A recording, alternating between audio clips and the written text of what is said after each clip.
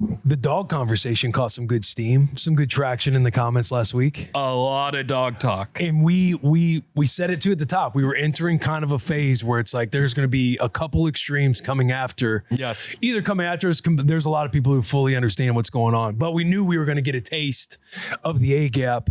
We're going to dive into all that. Hope the trash is taken out. Welcome to another episode of For the Dads, Papa Team 6. Any new members joining right now, you're going to find out throughout every episode. We love to engage with our audience. This is not an advice-giving platform. This is not an expert platform on fatherhood. This is just a couple dads talking shop, our highs and lows, our wins and losses, the suck, the love, everything in between. We are happy you're here. If you are watching, what keeps this show operating is obviously you guys leaving comments, engaging, helping continue to grow this community. Yup. But simply throwing a subscribe our way. Hitting the like button on a YouTube video, following us, hitting the little plus sign on Spotify and Apple Podcasts, wherever you get your podcasts. Maybe a repost on Instagram if you're feeling spicy. Yeah, we dive in at For the Dads Pod across all social channels. And again, we shout out comments.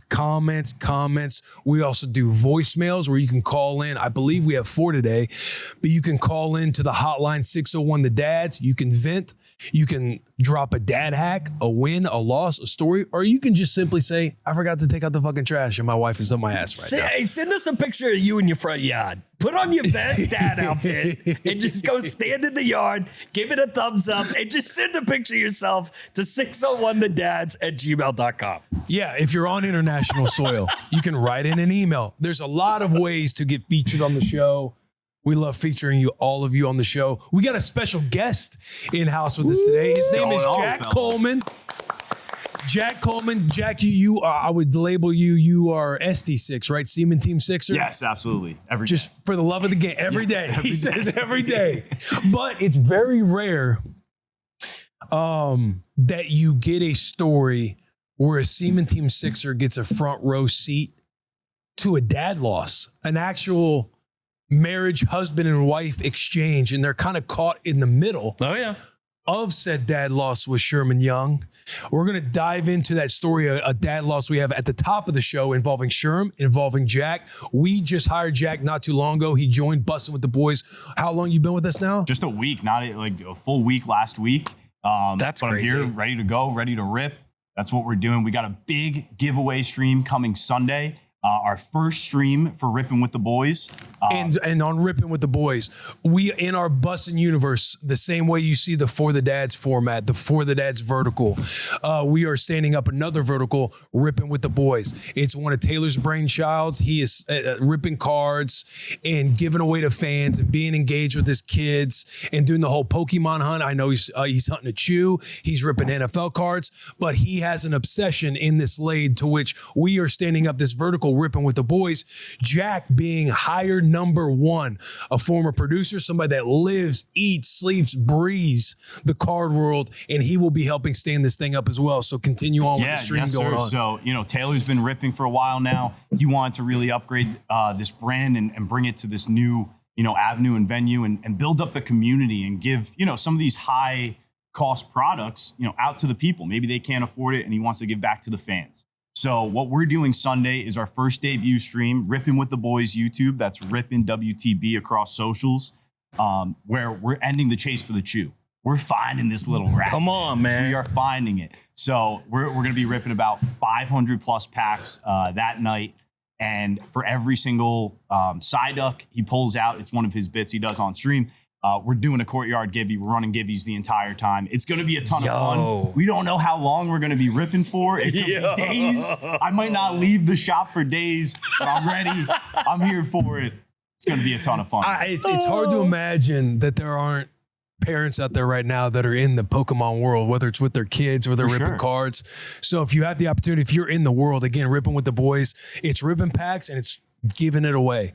The side duck thing that'll happen anytime they pull a side duck, there'll be a giveaway happening, even 24 hours leading up to the stream. Yes. Every hour on the hour, a giveaway is happening on the Rippin WTB channel. So again, follow those on all platforms. And guys, these giveaways, I mean, I'm not going to like oversell it to where, I'm speaking out of turn, but these are some dope giveaways. These are big prizes. This isn't like a little keychain or a sticker from Bussin With The Boys. Like some of these cards, some of these slabs that you can get are like high price stuff, dude. It's crazy. And we'll be getting to dip our toe in that world. I know we're partnering with Courtyard.io, which is a big giveaway platform, or a big platform where can you explain Courtyard.io? Yeah, so basically on Courtyard, you're able to purchase a digital pack rip, and on there, you'll be able to kind of sweat your card, open it, and you'll be able, within different price ranges, find a card pack that works best for you and your range.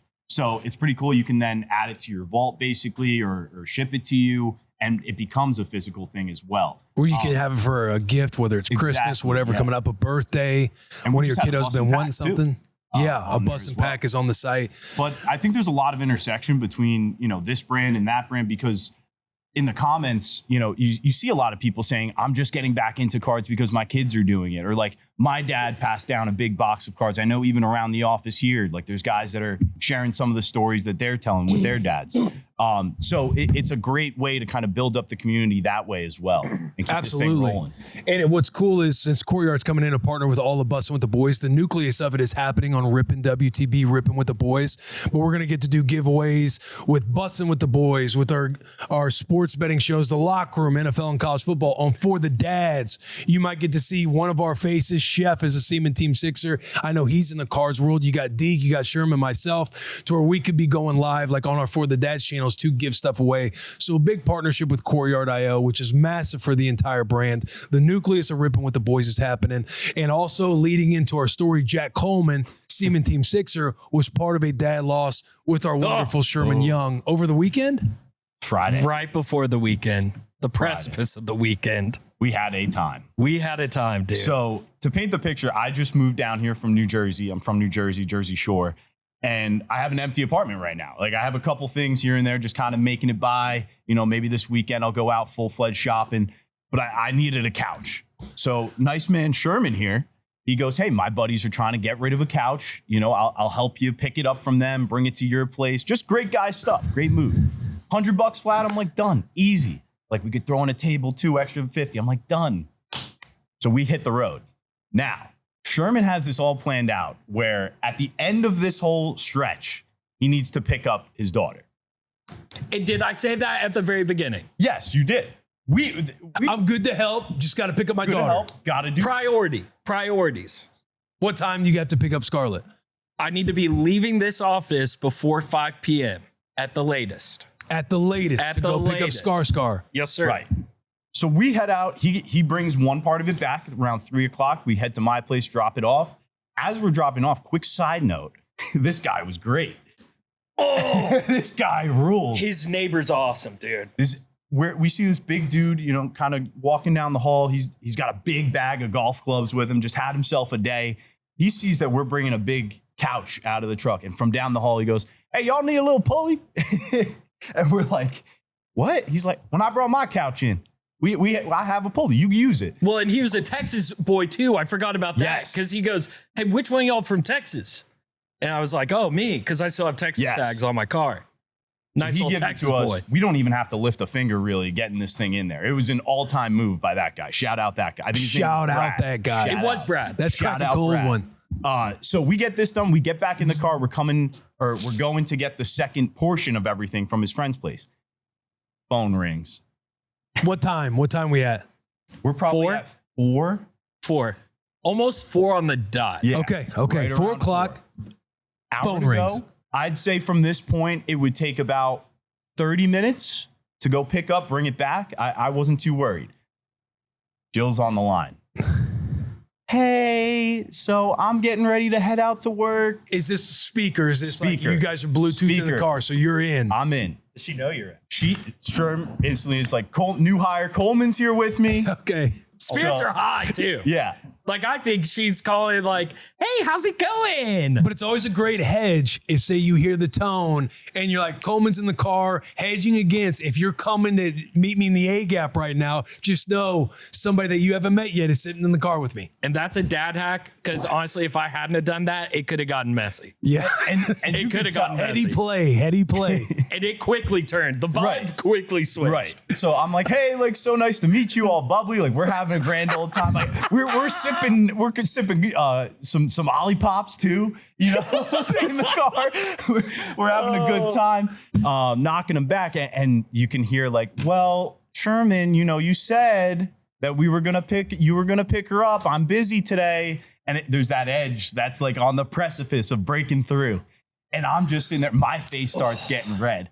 And I'm like, oh man, she's like, Sherman, like, we talked about this and it's getting more and more progressive. And she's like, it's nothing against Jack. Like, and I'm like, what did I do now? At that moment, I flip the script real quick on him and I go, yeah, I fully agree with you. You shouldn't be doing this.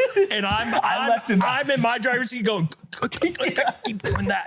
But in your mind, like, again, we still have an hour cushion before you have to leave Right. 5 o'clock the latest, right? Absolutely. Okay, so we're good. We're smooth Absolutely. sailing. But there's Friday traffic, Will. There's Friday traffic, Will. You're Okay, gonna, so you're gonna be all the way across town, Sherman. So you're kind of defending like, okay, yeah, totally aware. I'm going to be able to leave the shop by 5. It's going to be all good. And then she lumps in. She starts running the football with traffic. And I have a, let's say, a metaphorical army behind me. And I'm doing this, going, hey, we don't need to fight. We don't need to fight right now. We don't need to defend ourselves even. Okay. In this moment. Let the wifey speak. Let her speak her mind at length. I just sat back and stayed quiet. Just let her get it all out. Let her get it all out. Honey, I love you. Like, I'm so sorry. I should have thought this through better. It's like, it's okay, Sherman. Like we'll talk. Not even it's okay. It's we'll talk later. Boom. First thing. So she doesn't say it's okay. She just says, you said, I'm so sorry. I love you. He says, I love you. She said, I love you too. We'll talk later. Something along those lines, right? Yeah. She didn't even say I love you too. I don't know. I don't remember when I loved you I back. don't remember one. I didn't remember. Now that I think back, I don't think there was one. I mean, it was a truly like a doot, doot, doot at the end of it, and just like a good 3 Mississippi Before you guys. Dude, I thought I was in trouble too. I was like, It felt like a spend the night party where like you stay up way too late at your boy's house and you are kind of being loud, and their mom comes in. It just strips your friend down. yeah, like, But then father is working in the morning. I'm not mad at you boys. You're all sweet boys. Right. But my son should die. Yeah. And I will kill him. But y'all are fine. You're good boys. It felt like that. Like So, we we get the hang up, and it's like you said, a good pause. And at the same time, we're both like, I think the math is working out still. Like, I think we got this still. Yeah. Sure enough, you saved the day. Everything worked out, right? Like, we were able to pick up everything, drop it off, and I believe you got there. You left here at 5, like you said you would. I left here at 5, like I said I would. The mathed. Jill basically left it at a prove me wrong type of scenario. She went ahead and picked up Scarlett, but I took a little screenshot of when I was parallel with Scarlett's daycare, called Jill to let her know that I was parallel with Scarlett's daycare at the time that I said I was going to, before the time that I said I was going to be able to pick Scarlett up. Can I get a quick 30? Please. So the mathed. Yeah. She got off the phone doubting you, Yeah. but not doubting you and challenging you, doubting you and saying, I'm going to take over. She picked up Scarlett. She picked up Scarlett. And we're getting texts along the way too. It's not just phone call ends. It's like we're getting text updates too coming through. And I think one you quoted was, I'm a tea kettle ready to boil over. At that moment, I was just like, yo, you're on your own here, brother. Jill texted and said, I'm a tea kettle ready to boil over. Yeah, dude. Because we had just had a conversation about letting our yeses be yeses and our no's be no's. Okay. And when we say we're going to show up, where we're going to do it and when we're going to do it needs to be where and when we're going to show up. And we had that conversation maybe 2 days prior to this. It wasn't like a serious hash 'em up conversation, but it was a conversation where Jill was saying, like, it is important to me that when you say you're going to do something and at what time, that you do it at that time. That shows me that I'm a priority of yours. That shows me that you are actively taking measures to put your family first in situations and not putting other things before family. She made valid points. Let's not deny that. I said after, I'm on both. I see both sides here, you know, but the math is still math. Right. Like as guys sitting there knowing like this is still going to work out. Right. I think, you know, let's not get too overreactive about it. Like we're still going to bring it home. So you get off the phone as she's texting you. Does she let you know she's taking over? Oh, yeah. Well, she told us on the phone that she was picking up Scarlett. Right. And again, I have the army back here. I'm going like this. She kind of has the warhammer like this, but she's not bringing it down on me either. Like you could feel the tension on the phone, but there was no clashing. Right. It was like prove me wrong. Prove me wrong. But she wasn't letting you prove her wrong. She took over. She did take over. You see when the hammer's up in the air, in my opinion, she kind of swung the hammer. Yeah. And I'm just eating these gummies to get a little bit more clarity on the situation. He's over here with the eating popcorn, just watching the show go down. So, question for you. Yeah. You know she's taking over.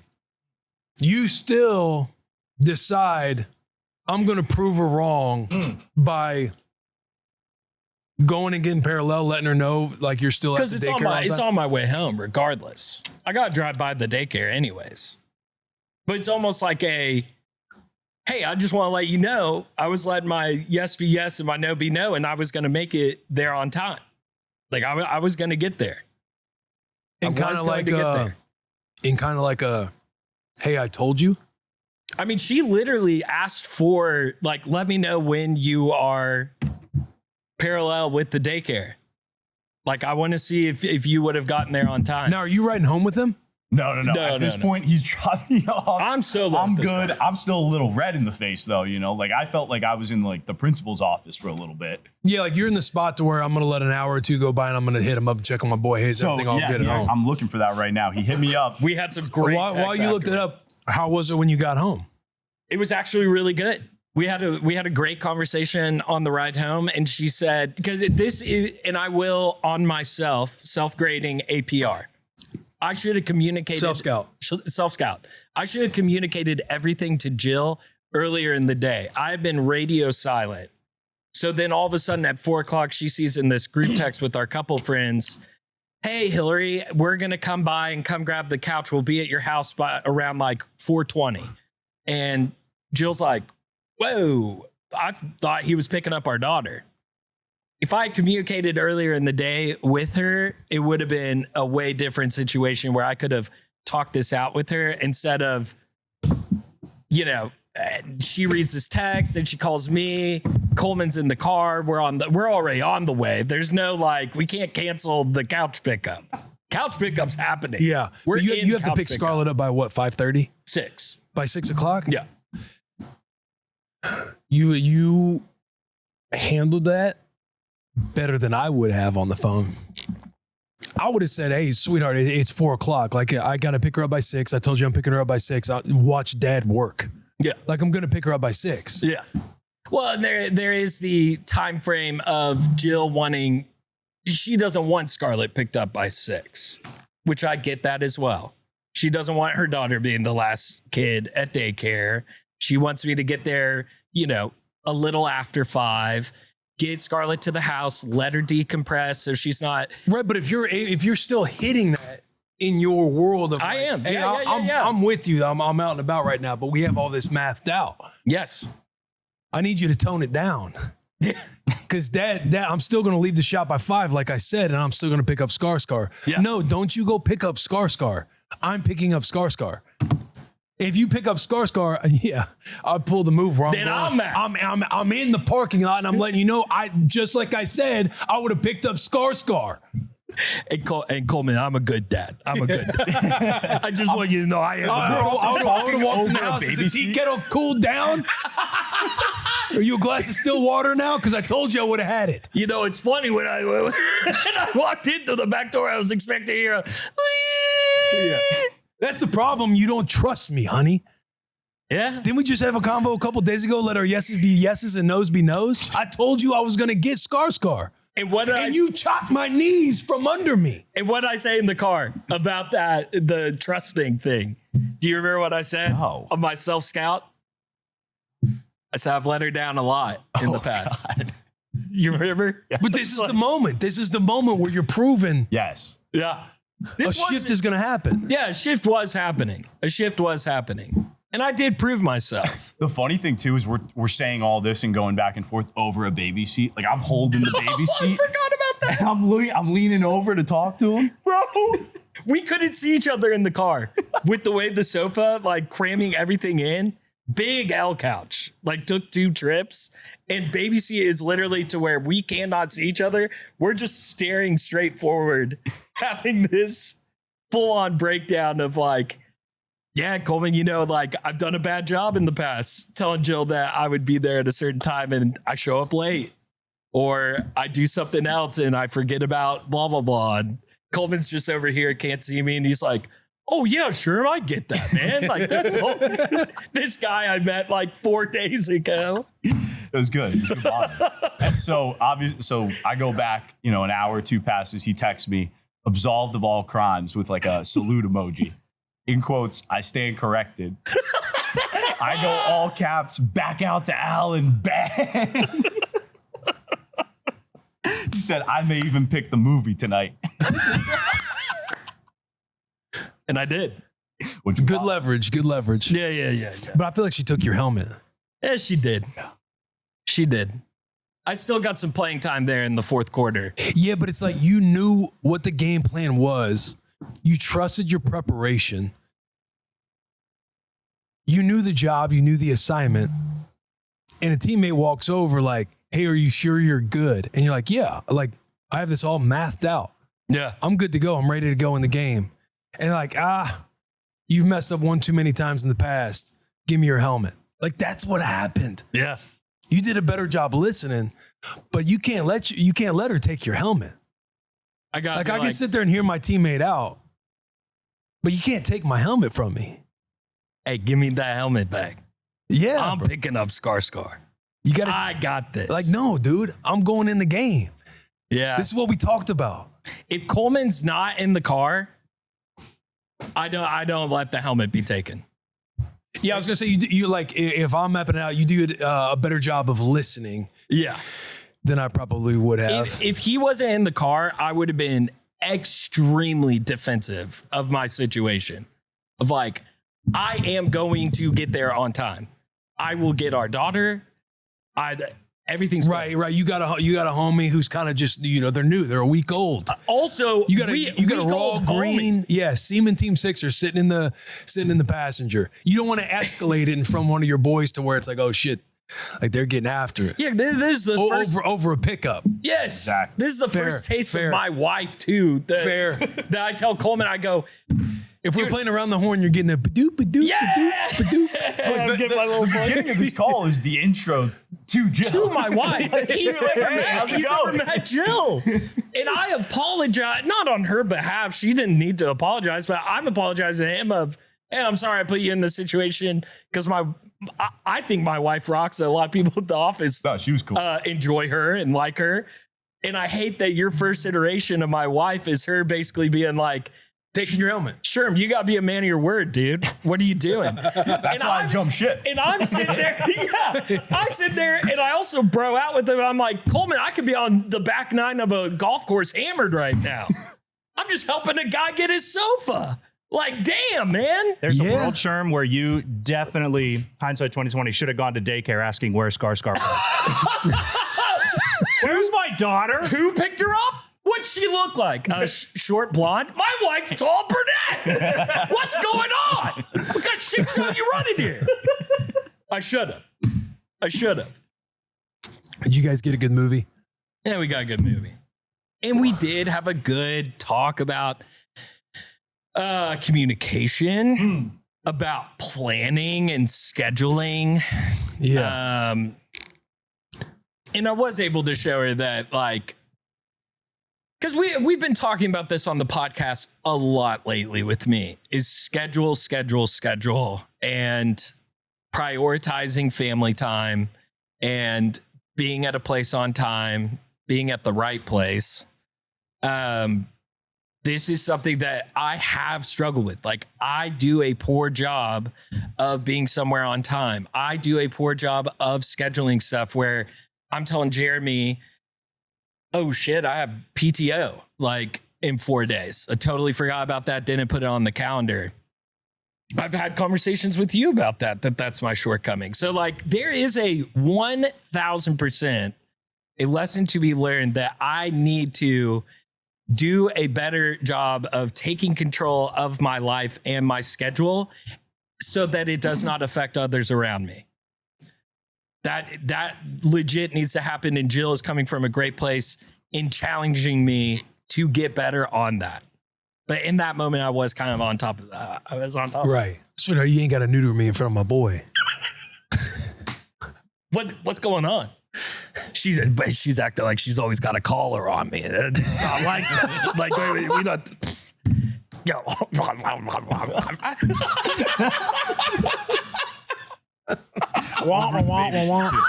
We're joking. Do you see what I deal with? Do you see this bullshit? I made a leveraging play last night that didn't really work out for me. What happened? Subtle. I won't even say dad lost, maybe husband lost, because my dear wife, she came downstairs and she was like, "Hey, so what happened at bedtime?" Well, sweetheart, let me tell you what happened at bedtime. I was on Rue duty last night. And Rue, obviously, she's about to start school up next week, so it's been summertime. It's been summer action mode. We get in the bedroom. She's changing. She's doing all the things that she's got to do to get ready for bed. She wants me to put on her PJs, even though she can do it. She can do it herself. So I'm giving her a good little, not like stern talking to her, but a good lecture of like, hey, when you get old, who you think puts on dad-ass clothes? And she's like, dad. I was like, yeah. I was like, who you think takes off dad-ass clothes? She's like, dad. I was like, yeah. People don't put my clothes on or off. When you get older, like we're not going to be there to do everything for you. So when you are capable of doing something on your own, I love allowing you to do it. Number one, you like to do it. Yeah. I love you feeling empowered to do it. I want to grow. I want you to grow and you have confidence to know that you can handle yourself on your own. Yeah. And PJs is something simple. As I'm like putting her pants on and putting her shirt on, like I'm just giving her this kind of talking to why it's good that you put on your own stuff, because mom and dad ain't going to be there one day. And she's just looking at me with her little 4-year-old eyes. She's like, oh, I take care of myself. I'm like, oh, sweetheart, you don't necessarily take care of yourself. You think you could. Well, she's like, well, when I was downstairs playing today, like Abby, I wanted to kind of play by myself. And I told Abby and Scotty that I didn't want to be over with me so I can have some alone time. And I played by myself. I was like, you did a good job kind of communicating what you needed, but you still need supervision. Like you still need supervision and guidance. Like, sweetheart, you ain't living on your own. You think you're living on your own? Let me go drop you at a hotel and we can figure out if you can live on your own. I'm like, go. And she's like, Dad, can I brush my teeth in the morning? That's code for, can we just not brush my teeth tonight? Dad's sitting there knowing you operate a full day. There's times. And this is right after the conversation you just had. With Charo? No, with Rue. Yeah, with Rue. She steps back. We kind of laugh. I'm kind of buttoning up the whole taking care of yourself. Like you can do your PJs on your own. This is a simple task that you can do. She's like, Daddy, can I brush my teeth in the morning? That's code for like me and Rue. I know my wife's listening right now, but that's kind of code with us is like, we don't have to brush your teeth tonight. We can get in bed and do story time and everything else. Yeah. I negotiate with Rue because I'm sitting there. Rue's a talker. Rue loves to talk. We read a book. Can we talk about the book? Yes. I tell a story. Daddy, can we talk about the story? And then she pounds you. She runs the football with questions of why this, why that. I brought up Shadowland last night and she had to break down Shadowland. And then she was scared about Shadowland when I was leaving because she's like, there's a lot of shadows in my room right now. I'm like, sweetheart, that's imagination world. And so I negotiate when she says, Daddy, can I brush my teeth in the morning? And I'm thinking, yeah, if I can skip a little something. It's summertime. Like we brush your teeth. You've been to the dentist. You've checked out clean. You're batting 1,000 right now with your teeth. Like, can you miss a night of brushing your teeth? In my brain, I'm thinking, yeah, why not? It is summertime. So I use that as leverage. I'm like, okay, if you brush your teeth in the morning, then Dada only has to tell you one story tonight. Because Rue makes me tell her stories. Yeah. where I got to make up stories. And sometimes we had dad hacks like, hey, use AI to do story. I've done those structures. And then it's like, I don't want to sit there and like, I'm just trying to read the story from my phone. So Rue makes me tell her story. So I got to come up with stories all the fucking time. She'll be like, Dad, tell me a story when you were little and something bad happened. She always wants something bad in there. But so I negotiate, instead of having the bandwidth and creativity to manufacture 2 stories, I'm going to use this as, instead of me reading a book and then we go to brush your teeth and then we lay in bed and I tell you another story and then we talk about the story, I'm nixing my leverage. You don't want to brush your teeth. I get that. I respect that. Yeah. What I'm going to do, hey, you want to not brush your teeth tonight? You want to do it in the morning? Dad only reads you one story. And we turn the lights off. So that means we skip no talking. We skip the book. Yep. We miss. We don't do brush your teeth. Yep. And we get right in bed and we get into story action. And she's like, okay. So we get in bed and I'm like, hey, let me brush your ponytail. Like, dude, the whole long hair thing. I know we got a comment in here about fleeting time and hair's getting long on the 3-year-old and 4-year-old. This time feel like it's slipping away. Oh yeah. But just diving in on the hair with girls.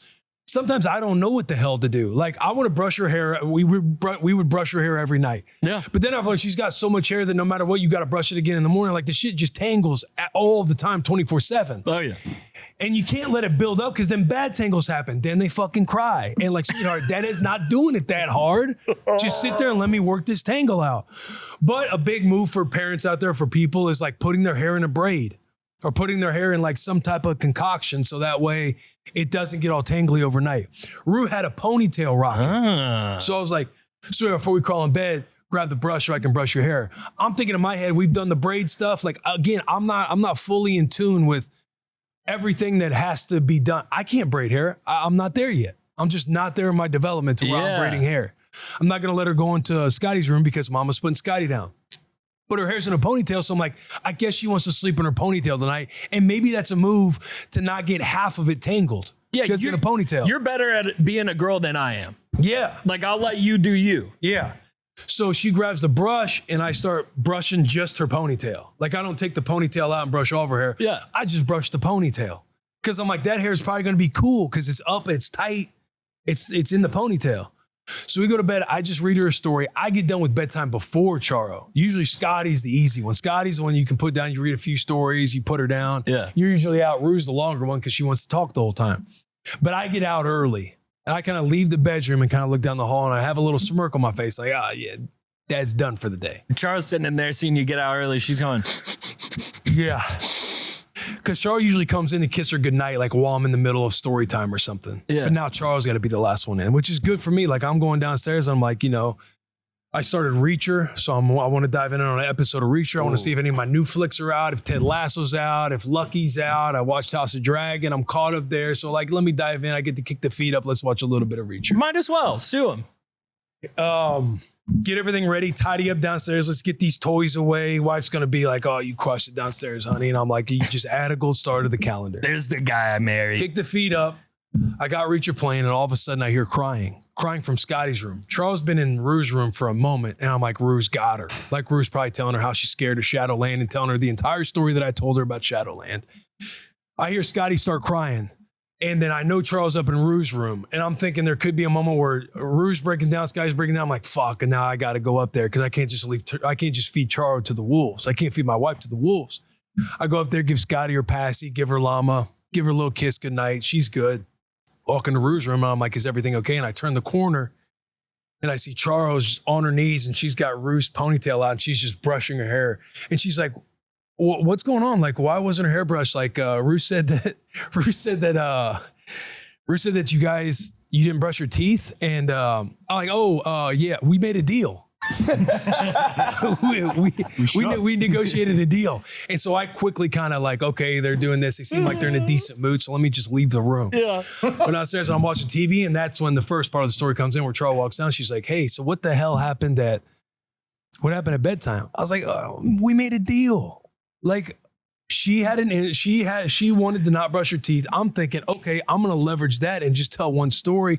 Like she checks out at the dentist smooth. She's clean. Like she can miss for a night. It's summertime, man. And she's like, you are the parent.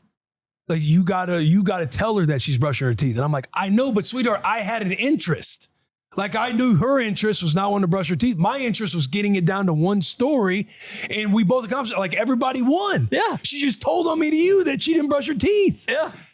She's like, when does she brush her teeth in the morning? Does she brush her teeth? Do you make sure she brushes her teeth in the morning? I'm like, no, but she told me she's going to brush her teeth in the morning. She never remembers that she's going to brush her teeth in the morning. She just says that, so it's like she just doesn't brush her teeth. She's got it. I'm like, the fair points, but we made a good solid negotiation. And that's how those work. She had something I identified. I brought it to her. We agreed. We shook hands. Yeah. And we executed the negotiation. Right. The hair thing, I brushed her ponytail. I didn't know if you wanted me to take it out. Right before that negotiation, you were telling Rue, you ain't got it by yourself. You can't do shit. And then 30 minutes later to your wife, you're like, she'll brush her teeth in the morning. She got it. She's got it. She's gonna do great, honey. Oh, that should have been my fault. She told me she was gonna start taking care of herself. So sweetheart, I'm also challenging her to take care of herself. Yeah. We'll find out tomorrow if this all paid off. Honey, it's layers. It's layers. You're just looking at the first layer, go deeper. And then you kind of sit there, the awkward pause for 3 seconds. I'm sitting there for 3 seconds thinking to myself, can I press play and start watching TV again?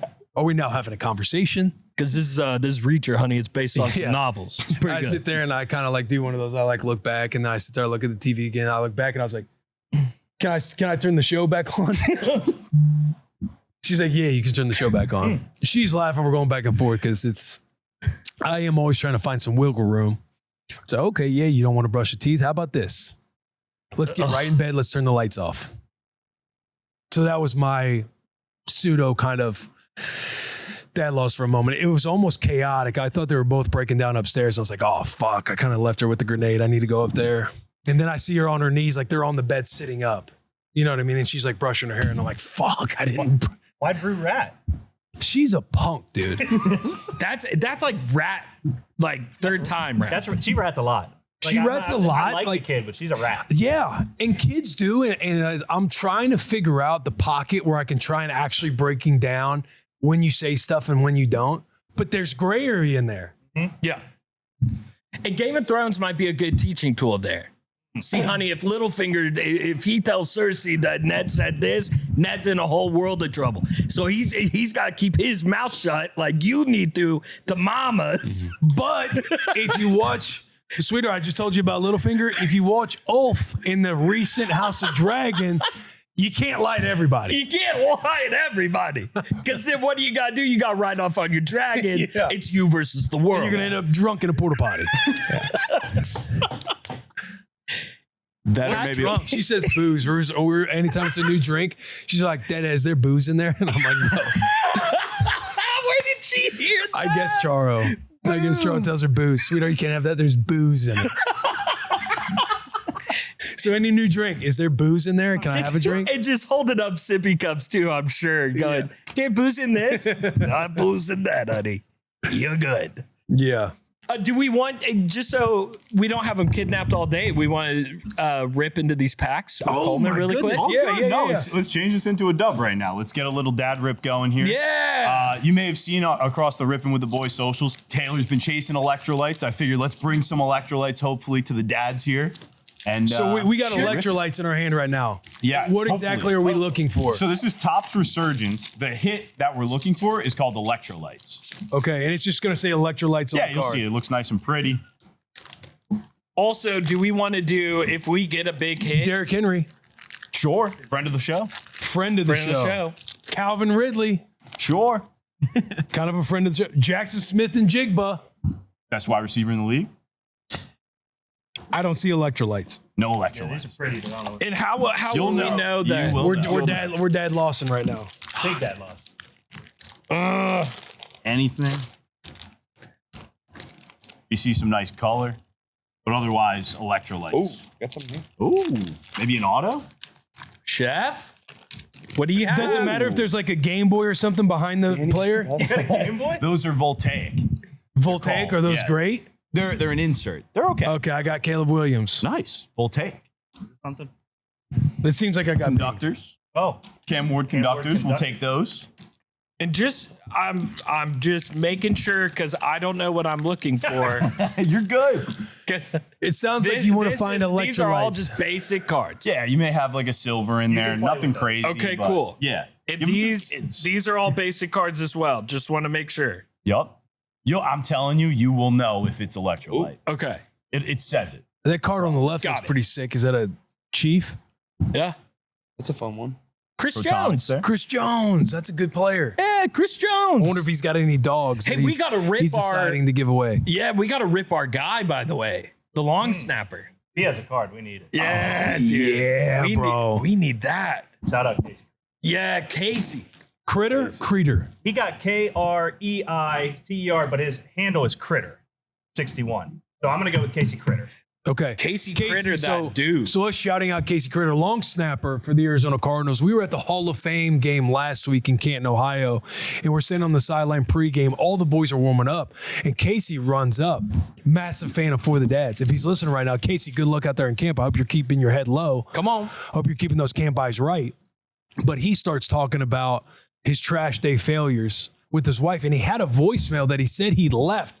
Deke's kicking himself that he didn't make the cut because he had a whole debacle where it's like the dog poops in something and it's loose in the trash bag. He gets the trash bag. He's got shit on his shoulder, but he's just talking to me about a good old fashioned dad loss with the trash. Good. And he's shouting out the boys. He's talking about what a beaut you are. He's shouting out Deke. He double took on Chef. He's like, "Oh, Chef, what a stud!" Because man. that's a specimen.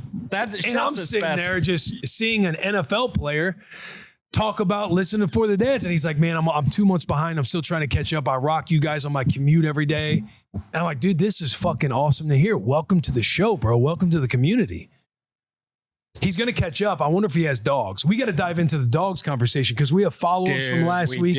We have dog talk. I'm going to kick this dog conversation off with a comment here from Frank Hall 6603. Shout out Jack, great showing. Shout out Jack in the comments.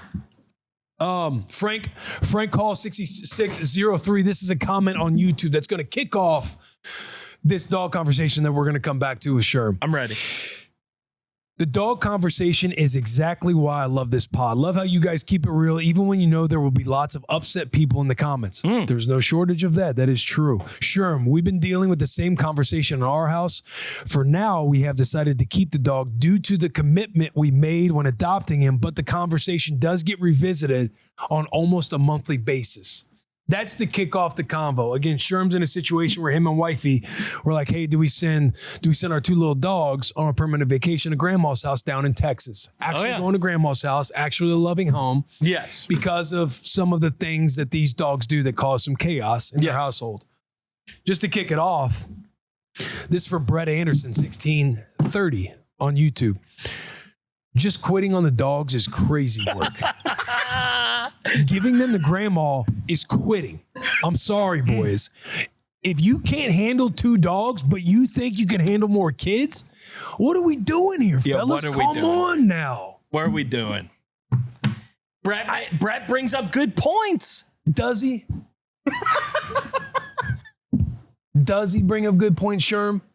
Because what I'm hearing, you can't handle 2 dogs, but you think you can handle more kids. That's a shot. That's a bullshit shot. That's a bullshit shot. Because your heart, mind, body, soul, when you're thinking about your kiddos and you're looking at your kiddos are why you're even thinking about giving the dogs away in the first place. But you love the kids so much, or kids if you're wanting to have more kids, to where it's a zero question in your mind. The dog just becomes a lower priority. Yeah. I hate to say it, but I like a take it or leave it. Some people are obsessed with their dogs, and that's totally fine. Again, dog guy. I have a dog, Waffle. She shit all over the house and puked all over the house over the weekend, and I brought up the same question. When can we get rid of her? Yeah. But if that's a kiddo, like, you're just so like, kid's gonna be in your life forever. Your soul wants them in their life forever. You can handle more kids without being like, "Oh, I failed at taking care of 3 dogs. We shouldn't have more kids." No, you just see dogs. Dogs, it's people, dogs. Yeah, it is. And I want Brett to know, in all seriousness, he is talking to the guy that in this situation with my wife, I'm the one that has advocated strongly to keep the dogs. And I'm not just talking, oh, honey, we can't do that. I'm talking, honey, that's bullshit. We're not getting rid of the fucking dogs. Quit talking about it. Like we made a commitment. We're keeping the dogs. So like, this is a follow-up conversation after last week's pod. No. I'm just talking in the past. Got you. When Jill has this baby bump with little scar growing in her, and she's like, I'm just telling you. And usually 10 out of 10 times, Jill is right when she says, I'm just telling you. I got a feeling. I feel like this could be an issue. We need to look into this. How are we going to deal with the dogs? I'm sitting there going, don't worry about it. I got it. It's going to be good. And now I'm kind of sitting here on the other side and I'm like, damn, like Jill was right. And then when I bring up the stuff with the snarling and the snapping that one time from Wrigley, it helped a lot having that conversation with you guys and all of you guys collectively being like, that changes the situation. Oh, it absolutely changes the situation. I had a buddy back in the day. I was in high school. So again, this is dog lover peak, right? Like dogs, like you just grow up, you love the animals. And dog made a little move on the kiddo. Nothing like egregious, but something. And he shot the fucking dog. And you talk,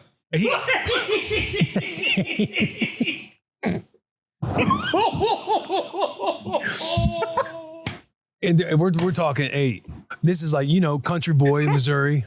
Yeah. And it was just the first time I kind of witnessed a human have that switch in their soul to where when he told me, it didn't even faze him when he was telling me. Oh, yeah.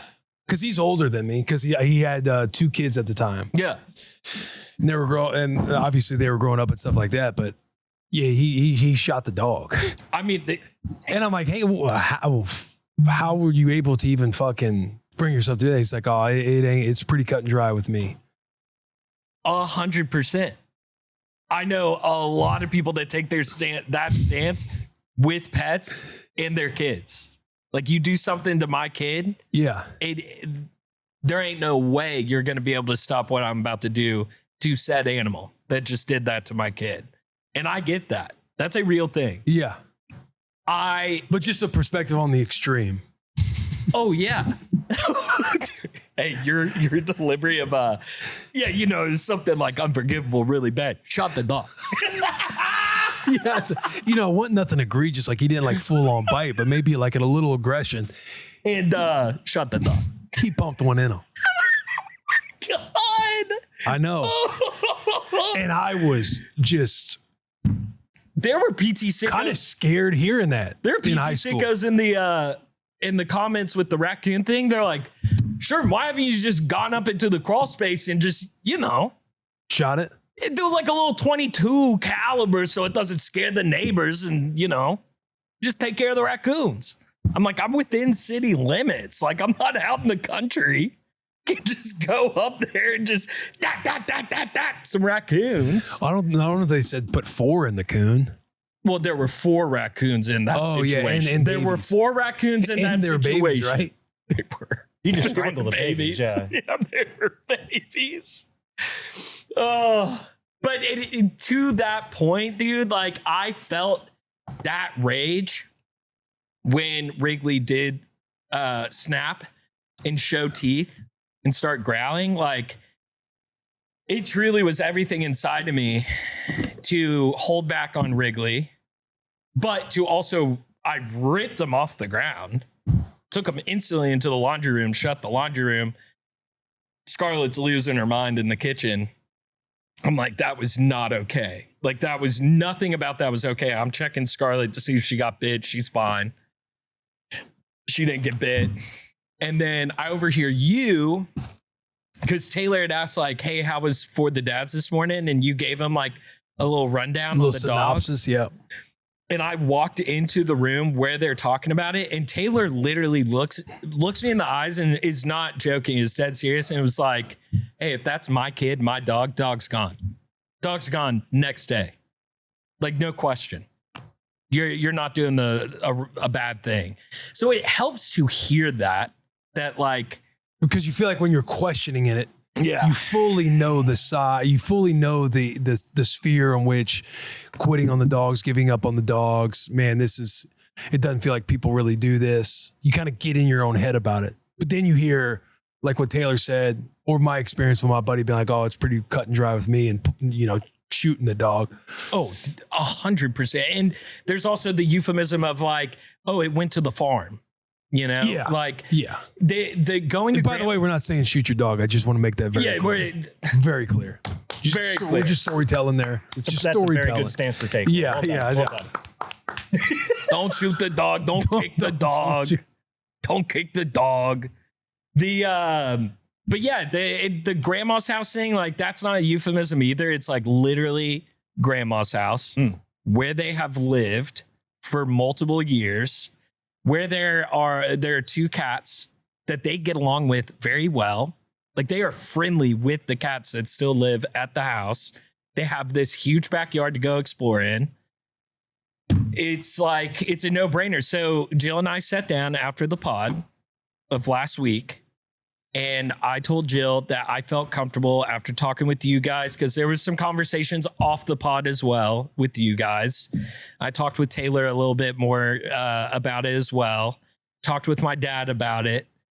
Then broke it down to Jill, and I said, I think it would be good if they went to Fort Worth, not on a permanent vacation, but just on a vacation of a couple months, figure out a scenario, a situation, a plan of Scarlett is now walking. Scarlett is now, because the dogs are so small, dude, that once she's upright, they will not be in her face. And when we're able to like communicate, hey, with Wrigley, don't get up in Wrigley's face, because one time he snipped at you, like building, like you just can't build that knowledge and that education with Scarlett right now with the age that she's at. Like we're doing, I think it's still going to be tough too, even when they're 1 and 2, because they're just not going to have. Oh, dude, for sure. For sure. I mean, it's probably going to be like a year or two. I was going to say that 2 months is going to turn into a year or two. Then it's just going to turn into Oh, for sure. forever. Yeah. But the plan is a vacay, not a permanent vacay. But Call it what you want. Dogs are gone. Yeah, they're gone. Dogs are gone. So Lisa is coming to pick them up Labor Day weekend.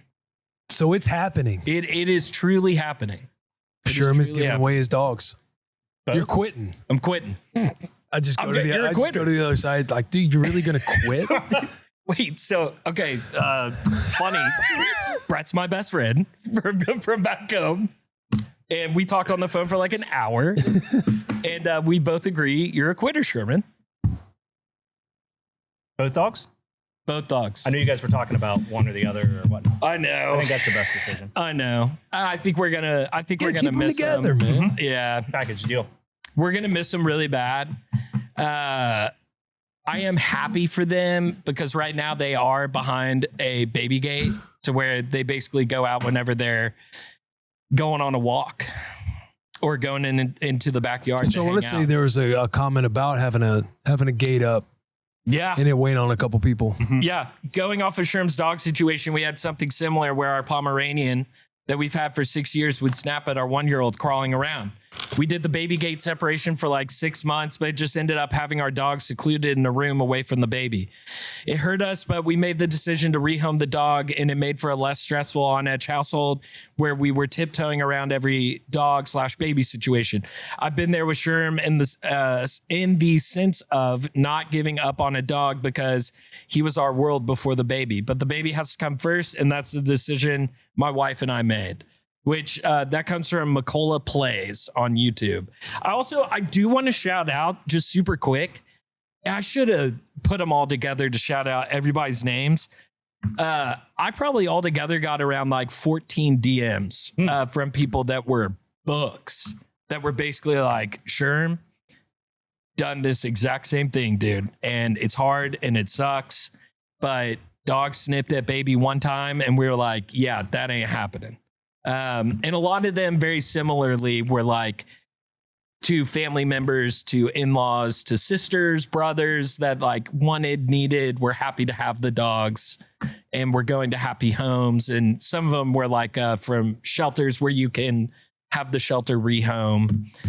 So there's a different story with everyone, but I do want to thank those people that reached out to me. Like as weird as it sounds, it was helpful to be able to read those DMs and be like, okay, I'm not a complete heartless, soulless dude. Dude, I know. I feel like it happens so naturally. Like Waffle, legitimately, the height of love that I felt having a dog like Waffle, because English Bulldogs was like my number one. English Bulldogs, like AM staffs. So we had a Rottweiler growing up. Loved the Rottweilers, but obviously we had a smaller. We were in a townhouse at the time. But when Charles brought Waffle home, dude, I was elated. And Charles pregnant, she's growing, her belly's growing, and I'm just snuggling on the couch with Waffle, giving Waffle kisses, like telling Waffle, you're never. This little thing growing in here is never going to take the number one spot. You're going to be my number one forever. And I felt that way at the time. It just shifts. It's so weird. It just happens. Like that's just the way it goes. And I was convinced that Charles, like, you think when Cerulean comes that Waffle, I'm like, dude, Waffle's number one forever. And I would look at Waffle like, nobody's going to take your spot. Like, you mess with her little face, give her kisses and stuff. And now, like, you know, I show her love, but it's almost like pity love. Yeah. I hate even saying that. Like, I still love on her, but not in the same way. But it's very much like it's, dude, kids are just so, it is the number one priority. And it pains you that you have such a shift. It puts you just in this weird headspace because it sucks. But the moment they do get a little territorial, it just, I don't know, it just happens in you, man. Yeah, and it's something where like the comment from Brett where he was talking about like having more kids. Like, do you think you'd be able to have more kids if you can't even handle a dog? To add to that mental shift as well, with a dog, it's I'm trying to find the right words to describe it. At no point do you kind of look down at your child and think to yourself, oh, well, if this doesn't work out, like she could go to grandma's house. Yeah. You never look at your child in a way to where it's pure. Like, obviously it's the responsibilities are there. They're constant, but you don't like look at your child in a way that your kid is like a responsibility. Where I feel like when I look at having Waffle or just having dogs in general, it just becomes like it's like you're doing your best to be a parent. You're doing your best to be a husband. You're juggling those things along with juggling all of your own stresses that you have going on, whether in work, health, whatever it is, like keeping everybody's sanity afloat, like embracing the suck, having a positive and optimistic mentality, having the fun and love that you have, like growing your family. Yeah. And the dog ends up just, I feel like I look more at it as like, this is just added responsibilities. And I don't say this out of defense. This is like truly where my heart is on it. To like give people full context, if we owned the home that we lived in, we're renters, I would 100% have a doggy door going into the backyard. I would have a brand new fence put in where the dogs can't escape out of the back. And I would have a baby gate up where they also have their own space inside of the house from the doggy door with their water bowl, their food bowl. And I would make this work. Like, that's where my heart and my mind are at. I can't do that at my rent house. I can't do that, which sucks. And that's what I would truly want to do before I would ever consider taking this step of like Lisa coming and taking the dogs to her house. But that's another thing too that I talked about with Jill, because it's not like we're in the housing market, but I've had some conversations with you of like that's in our future. And like, that's a perfect example of them being able to come back. Is like Scarlett's 3 now. We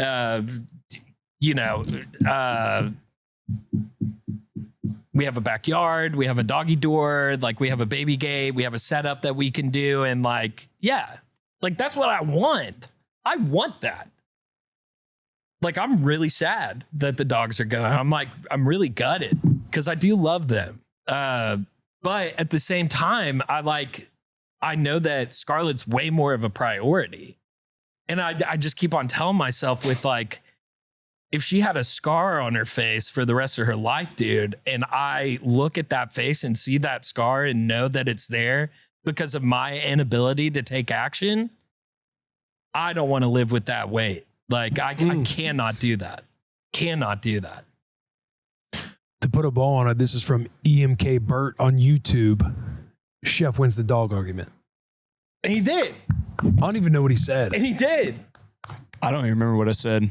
You said there was some classes that we could take. Oh yeah, Yeah. Because we got to a solve of even the electric gate, the invisible gate, The invisible gate. the invisible fence. But I like have the cop out of like the dog that I have. It's really my girlfriend's dog. I'm like the pseudo dad, but I only get to see her, every once in a while. And my girlfriend's also like going to vet school to be a veterinarian. So it's like, I'm not going to have a fucking choice in this. Like she always makes it work, but that's like, she loves it too. Oh, so I feel like I can kind of like co-sign my, hey, we'll make it work, because I know that at the end of the day, I got a badass woman who will 100% make it work, and I'll just whose be there life to is help. like dedicated. Yeah, to she's in pets. Grenada right now. She starts school in January. She's like touring the college right now. Crazy. Excited. Yeah. Yeah. Yeah. Good combo, boys. Good combo. Thank you to everybody that pitched in. This is why we dad, man. This is why we dad. Even the people that do call me a quitter, joking or not, like I appreciate people's inputs. I feel like that's kind of the backbone of the show, is people to be able to.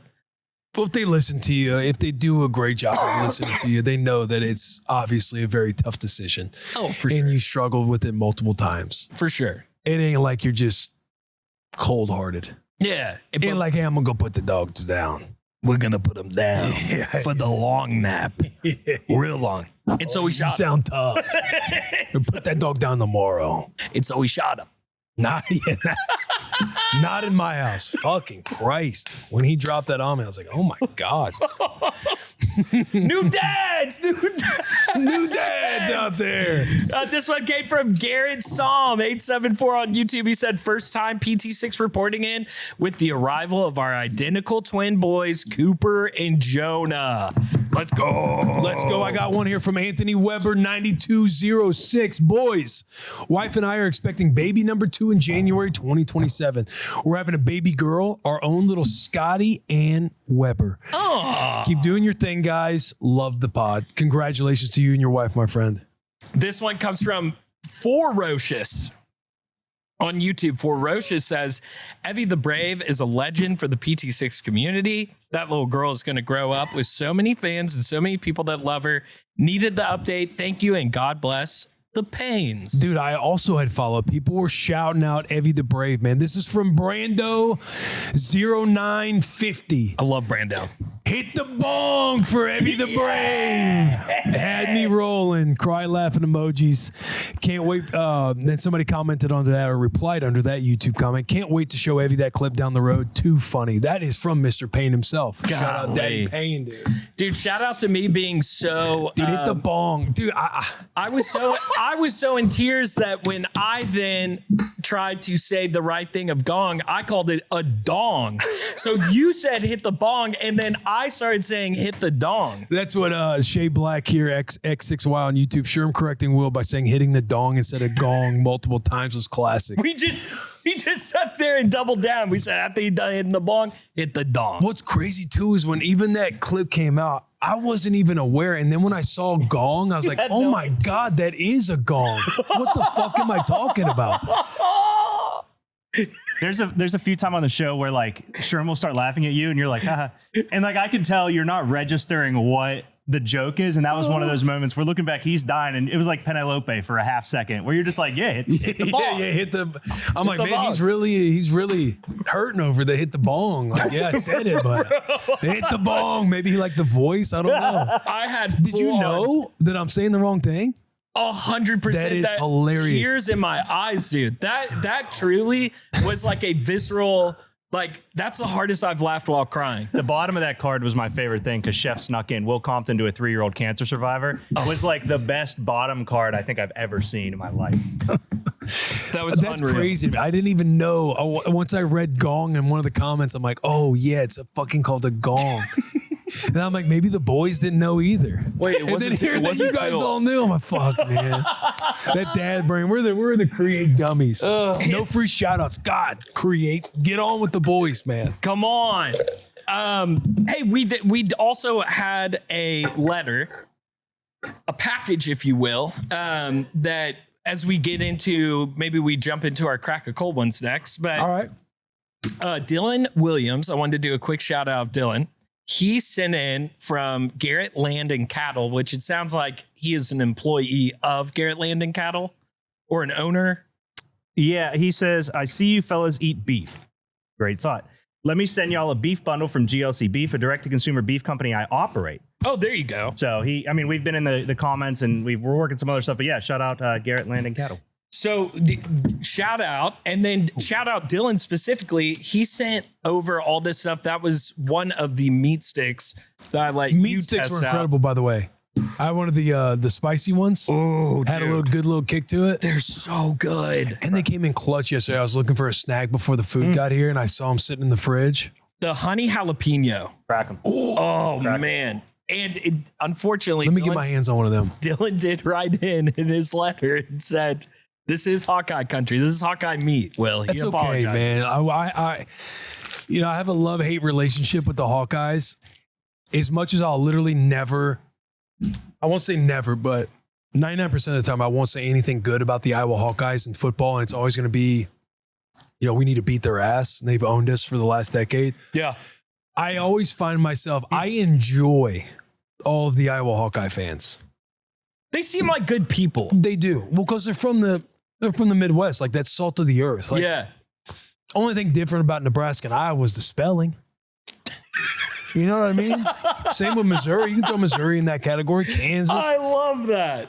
Only thing different with people like that is just the spelling. I hadn't heard this until a podcast that was a Big 12 football podcast called Heartland podcast. Yeah.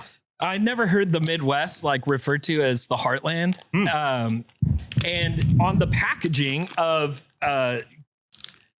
Garrett Land Cattle, it says, manufactured manufactured and harvested from the Heartland, which I love. That's good meat. So what do we have here? Are we just doing a tasting? Cheddar cheese summer sausage. We doing a tasting? We just shouting out Dylan? Yeah, just shouting them out. Shouting out look the hungry. boys, man. This is the one that I want to try, Sherm. Oh, I was a little hungry. The summer I sausage. even asked Yeah, for this is the water one too. that I've Oh, been it's looking for. cold. Thank you, chef. Do you like the end butt cut? I'll eat it. I like it all. All right. Big butt guy. Big butt. Building on the crack of cold ones. Dude, my crack of cold one this week brought to us always by fucking Olipop. Shout out Olipop. Forever and always. They need to be I'm really talking about how people need to sponsor the show. They do. Olipop needs to be our title. Yeah. They need to be our presenting. Title. Yeah. Presenting sponsor. I mean, we do have room for anybody out there listening. We do have room for anybody to come in. But on. the relationship with Olipop, we need to get some Olipop. My crack of cold one this week. Dude, we tried going to the fair on Saturday. Yes, at the Williamson County. Yeah, dude, it's always a great time. We've so fun. We've been each year. Kind of, it's felt like a tradition where we always have to go now each year because Yeah. we went with Rue when she went on the little bumblebee ride. Now she's tall enough to hit some of the bigger rides, and I know she's stoked. But we went with the in-laws on Saturday, and wouldn't you know it, didn't plan on the rain. I want to say we got there around 5. was Clouds were coming in, raining. and rain started to come. Yeah. But the crack of cold one is handling the moving target. I'm talking the optimism, top to bottom.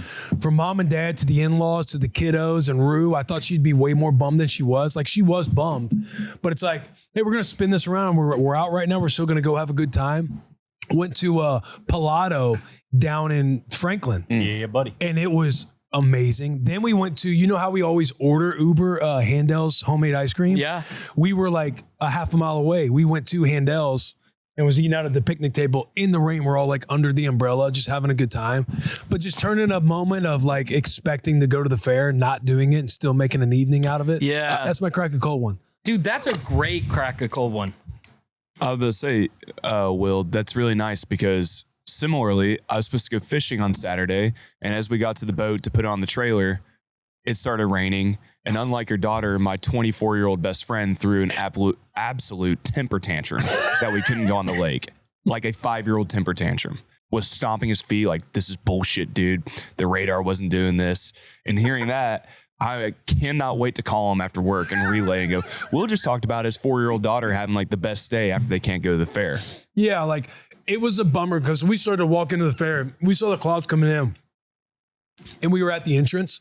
So it's like, you know what? Let's get in, we'll hit a few rides. And then when the rain comes, like we'll figure it out. But they started to not let people in because lightning in the distance, all that kind of stuff. So we didn't even get to go in and we were kind of just standing there. And it was like, it all felt like in unison. I know for me, I was like, all right, good mentality. I was like, we're out right now, dude. Let's just be optimistic. Let's just keep the energy up. Let's go find somewhere. Let's go out to eat. We got everybody together. Let's go out to eat. I was starting to try and look up arcades. Obviously, it would have been sick if we were close to Dave & Buster's, but going up to Opryland with Dave & Buster's. But I was looking at some fun things that we could do. I'm like, man, is Rue old enough? Like, could Scotty keep her wits about her if we like were in an escape room? But we ended up settling on, let's go to Pilato. Pilato rips. In-laws hadn't been there. We haven't been on the one down in Franklin. In Germantown, it is incredible. Tapa style Italian, and the food, top to bottom, A+. So we went to Pilato, got in, and hit some ice cream afterwards. Dude, it's a good vibe, man. Pilato's so good.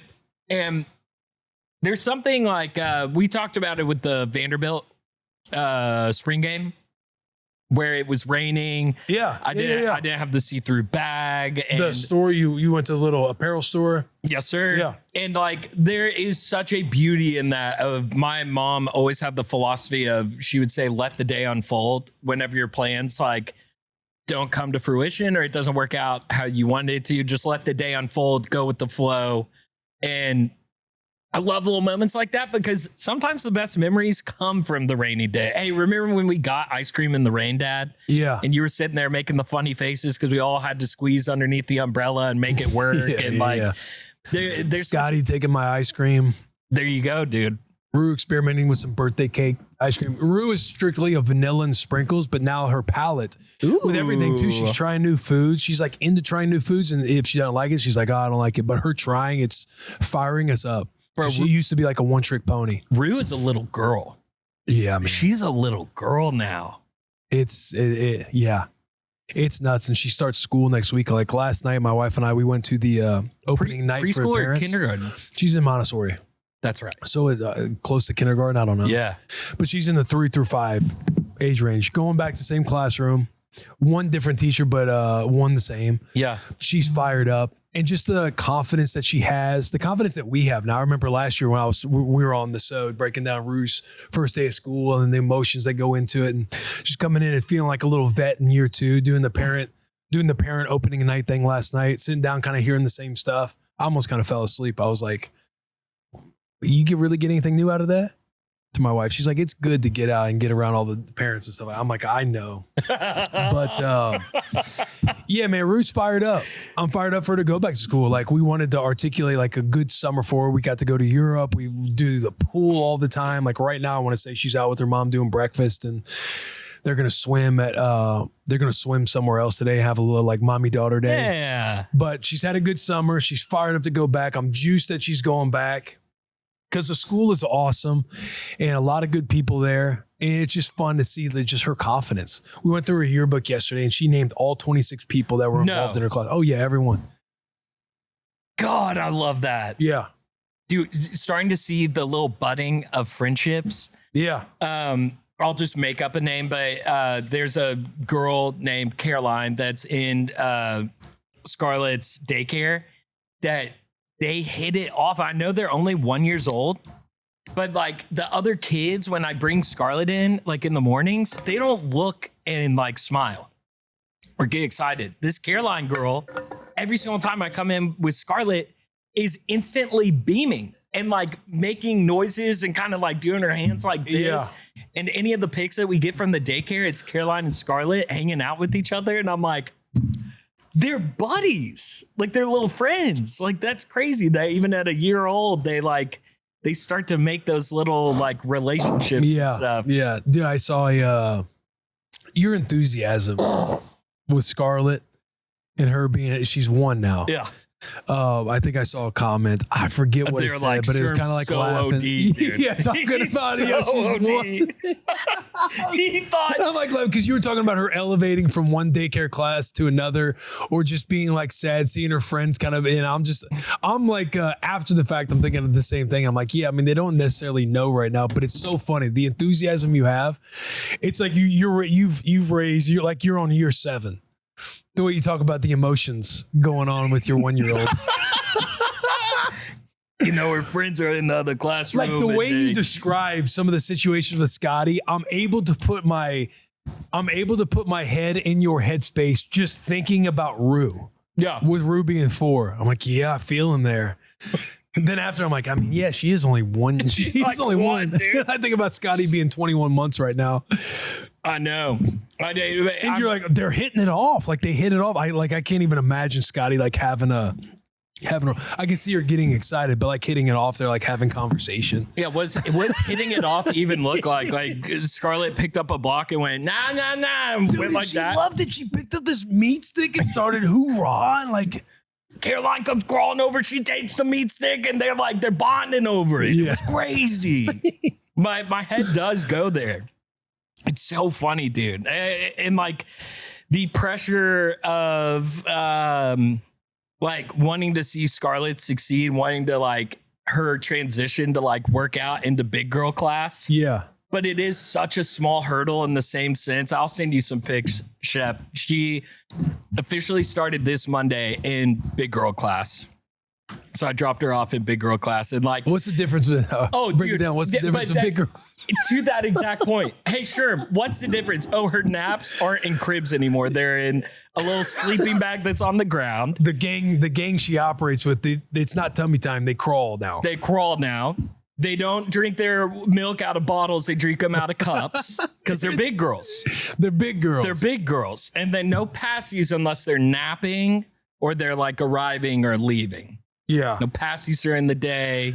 It's just some big girl shit. Dude, I love it. Continue to be OD, man. There's a Thank comment here from Duncan Robinson. Duncan Robinson, 8790 on YouTube. For Will, my daughter's almost 3 in October. Her hair is getting so long and she's getting tall like her dad. When Rue's hair got long and she started growing fast, did it feel like time was slipping away? Signed, Duncan in Boise, dad of an almost 3-year-old girl with a boy on the way due in February. Shout out to you, Duncan. Congrats on the boy coming in February. I'm sure you are ecstatic knowing you're getting one of each gender. Absolutely. Like, shouting out Sherm for the enthusiasm. Dude, who cares if it sounds OD? Even if I'm thinking like, yeah, that's, buddy, she's 1 year old. Like, you got so much more. Like, I do. You know my stance. I've always hated that because it's like, time does move so fast, man.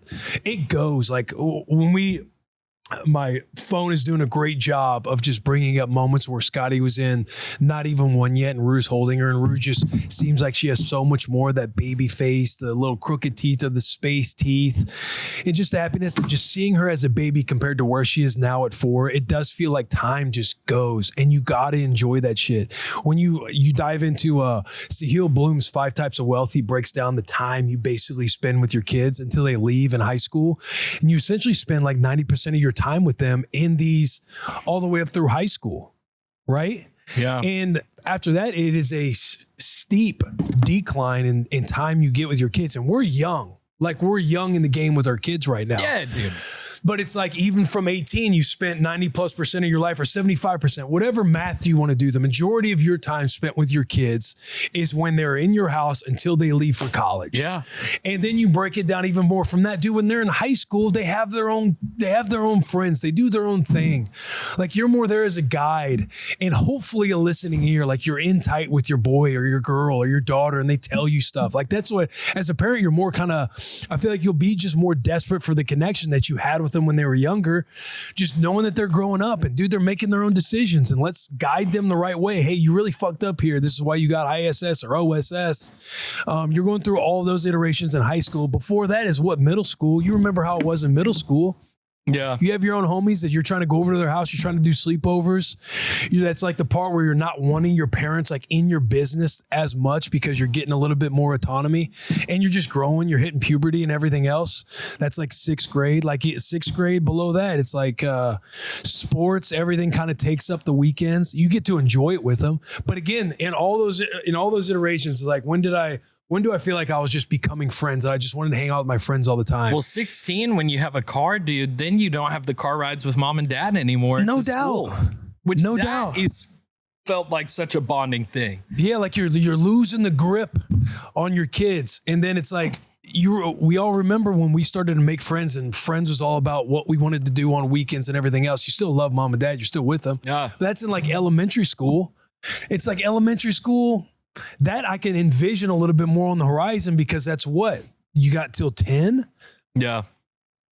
You got till about 10 years old. Yeah. When you get as much time with them as you possibly can to where you are their entire world. Yeah.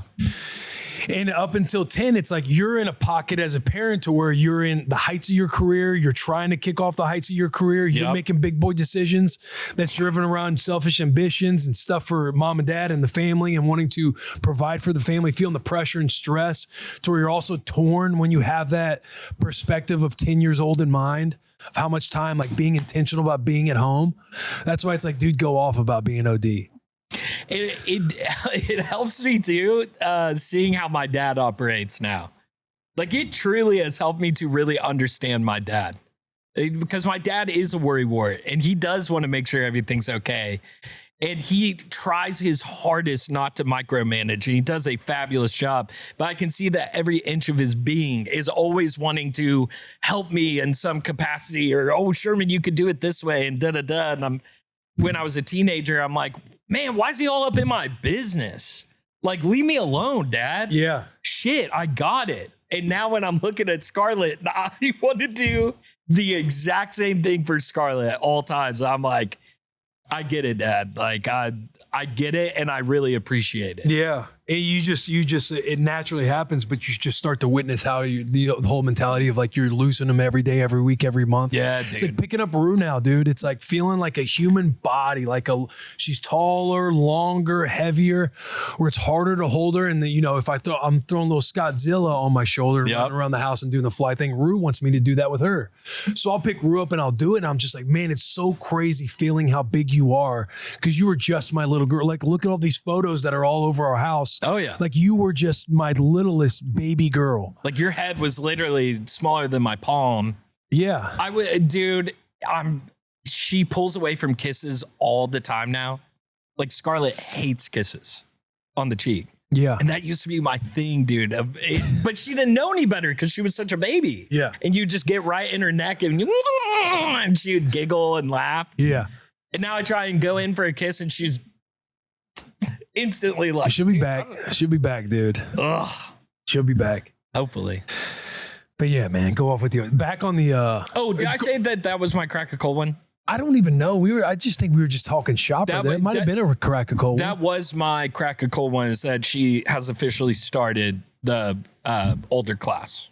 Big girl class. Thank you, Olipop. Always. And thank you, Olipop, for this crack a cold one right in. We got here from Jerry Jackson. Looks like he's with his boy at a preseason game. Cincinnati Bengals fan. Hey, boys, listen to the part of the pod today where you're talking about ball season coming up, and it got me juiced. I took my son Jamie to Bengals training camp so he could get his eyes on our guy Joey B, Jamar, and T. Higgins. Oh, there you go. Hoping for a better season this year. P.S. Love you, Deke, but can't stand your Steelers. Who day? Jerry Jackson from Cincinnati. Shout out Jerry Jackson. Here's a wonderful picture of him and his son at training camp. That fires me up, man. Because you're so juiced for football season, you're trying to tell the little lad about everything going on. You see Joey B out there, like, that's the guy. He's got a couple, this is a big year for Joey B. He's got to stay healthy. He's got his weapons. They paid his boys. They're building around him a little bit better. This is the year because he's a Hall of Fame type guy, but he hasn't had a lot to show for it. And they were so close they could almost touch it. Yeah. And they'll be back. You see Joey B sitting with his girlfriend over there? they saw a little surfacing of Justin Herbert out in L.A. Chargers with who's a Madison Breer. Oh, So yeah, they're yeah, stroking yeah, his hair. So now they're kind of recreating it. Like that's not him for real. Like They do that for the media, for the clicks. Yeah, for the clicks. You ain't got to worry about that. Dude, speaking of dads in football, Coach O, he's such a dad, dude, buddy. with the amount of stories now that we've had him on the bus. Yeah. Which, by the way, generational episode. Episode. Please at go Orchard watch Run. that after you're done listening to this. But Coach O told some stories that he also told on Kyle Matthews' podcast, I think the week prior, that I've also seen him tell on other podcasts. I've also seen him tell on dinners and stuff. And then his son just got married. And he's like doing a speech at the rehearsal dinner or whatever. And it was a video that went viral. And it's that same story where he's like, we're parked outside and on the bus. Joey B was on the bus. Joey B was on the bus. And hey, if Joe Burrow ain't on the bus, that bus ain't driving off. It ain't driving off. And just seeing his smile of knowing that's the punchline, everybody's going to laugh, dude. I've seen my dad make that same smile telling the story for the 20th time and knowing that he's about to get to that punchline and they're all about to lose it. Coach O, dude. Shout out Coach O. Chef, go ahead. I was just going to say that video that just came out of Coach O dog cussing the living shit out of the whole lineman was fucking awesome. That's the ultimate, like, hey, football's starting to get back. I'm starting to see Got those old people legs coming in though, bro. He does. The old people legs where it kind of looks like clay, just straight where it's going down. It's starting to wrinkle from Got a slight little muffin flare on the sock. just from years of just sitting in the sun in Louisiana heat. Just bacon in the Delta. It's bacon. Bacon in the Delta. I'm starting to turn into a crawfish. What's happening, Will? You eat enough of it, you turn into one. PT6ICKOs. We interrupt this episode to bring you Lucy. Lucy is our nicotine partner that we are so glad that they have come alongside us to sponsor for the dads. We have had Lucy in the office for quite a while. I see the comments. Sherman, you got the fangs going. You got the Lucy fangs. You got the langs going. When you laugh, we can see them. You got double upper deckies. And guys, I don't mind that you can see my double upper deckies because I'm rocking the best. I got Lucy pouches, rocking 12 millis. They also make 8s. They also make 6s. Lucy's got all different types of flavors, all different types of milligrams. I usually rock the mint. I have apple ice right here. I have wintergreen as well. I have cinnamon. These are all the 12 milligrams. They also have breakers. Breakers come with a little capsule of extra juice. Sometimes other pouches that will remain nameless, they lose their flavor. Lucy has come up with a way to keep the flavor in the pouch with a little flavor capsule. It's a nice little break it with your finger, or you can break it with your teeth. You can do that before you put them in. You can put them in, and then while you have them in, pop them in the mouth, put it back in your lip, and they're ready to go, and they taste delicious. Lucy is the only pouch that delivers long-lasting, on-demand flavor, and you can get 20% off your first order when you buy online at lucy.co/FTD with code FTD. So that's lucy.co/FTD, and then use code FTD for 20% off your first purchase. And here comes the fine print. Lucy products are only for adults of legal age. Every customer is age verified. Warning, this product contains nicotine. Nicotine is an addictive chemical. Let's get back to this episode.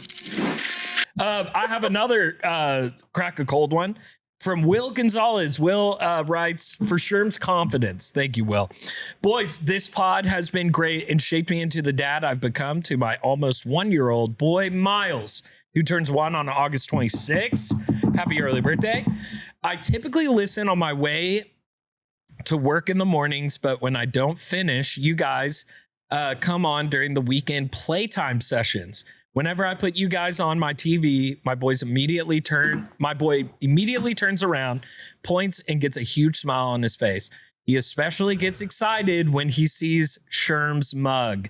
Keep it up, boys. You're making a difference. P.S. Sherm, keep the accents. The wifey loves them. Will from Las Vegas. Shout out Will from Las Vegas. Thank you, Will. Thank you, Will. Deke, I am so sorry. What? I have a teammate loss Oh. that I'm witnessing right now. That we've witnessed. The clock's not on, but for however long we've went. Oh, that's so to be fair, Sherm runs that clock. I have my phone. For an hour and 25 minutes, I have royally fucked you by not wearing our new merch coming out next week. And I told you I was going to rock the hoodie. I like stood there and held it up, and you're like, "Yeah, I'll put it on." And I stood there a little longer, and he kind of looked at me. I was like, "Yeah, I'll put it on the fridge." And I wasn't gonna say it. You look comfy. You look good. I like do. that I mean, shirt too. the Papa Team 6 stuff, like guys, for everybody out there watching, like the community, our For the Dads merch, our Papa Team 6 merch, our dad gear is the driver of the Bussin with the Boys universe. Like we have the best sellers. We like the 9 team. in the top like 10. Yeah, bro. Like our Papa Team 6 merch, like this merch right here for the dads. This on the back. I want to say this is the Nobody's Coming to Save You, right? Yeah, that's the fan made. Fan made. Yeah, fan made one. Like, dude, you guys crush it. Continue to shop bwtb.com, but I'm apologizing to Deke. Do you have, where's the It's on top of the fridge, your two. And then Sherman has his me little grab bucket hat if you'd like to promote. Yes, guys. So I have the boys shirt on. football season coming? Football season is coming. We have a mixed bag of looks with the football shirts that have been coming in.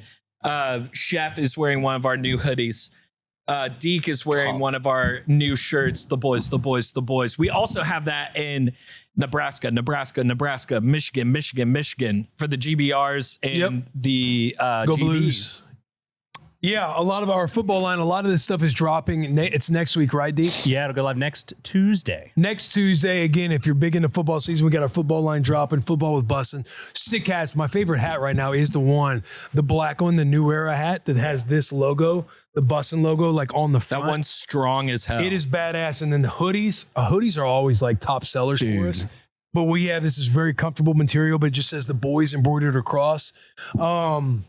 But all that's coming out next week, bwtb.com. You guys absolutely crush it with going to our store. I hope you guys do like all the items we have on there. Quickly want to throw, first time putting the hoodie on, and this is not blowing smoke up anyone's ass, legitimately a very, very comfortable hoodie. You could be blowing smoke though. Like everybody watching's like, yeah, but they do write your checks. Yeah, but maybe they just need to buy it and find out if I am or not. Ooh, bwtb.com. Chef, well played, sir. But any new dads, Papa Team 6 members, if you do find yourself watching the show more than once, dude, the way you get ingrained fully into the Papa Team 6 community is buying a Papa Team 6 shirt on our store. So if you're a wifey out there watching, if you're one of the boys out there listening right now to us in your car or you're watching at home, nudge your wifey. Say, hey, bwtb.com, I need to get me a PT6 shirt. We got a lot of PT6ICKO merch, Papa Team 6, for the dads, girl dad. I love these camo hats. I'm sure these will be big hitters for us once hunting season comes around. Straight dad on the hat. But all that you can find at bwtb.com. You want to see a sicko. What do you got? Like this is Oh shit. he's recreated the standard. Yeah. Not that this needs to be the standard No, for yeah, everybody. we're not- We weren't even expecting this. Yeah. Waylon Ransom writes it again. Waylon Ransom with the ass tat. What a name. Y'all wanted it, so I'm delivering it. Waylon Ransom with the ass tat is official. That was one of the funniest segments ever. Booked an appointment right after that podcast came out. Shout out to you boys for throwing out the ideas. My thigh tat will be added onto in the future. Shout out Snow Cone. His work is amazing and he's a great dude. Check him out on Instagram. Oh my God. Snow Cone. SNOCONE tattoos at Snow Cone Tattoos, PT6ICKO For life. And he sent it in and Oh my God. buddy, he's got an ass tat. No. And a thigh tat. Papa Team 6.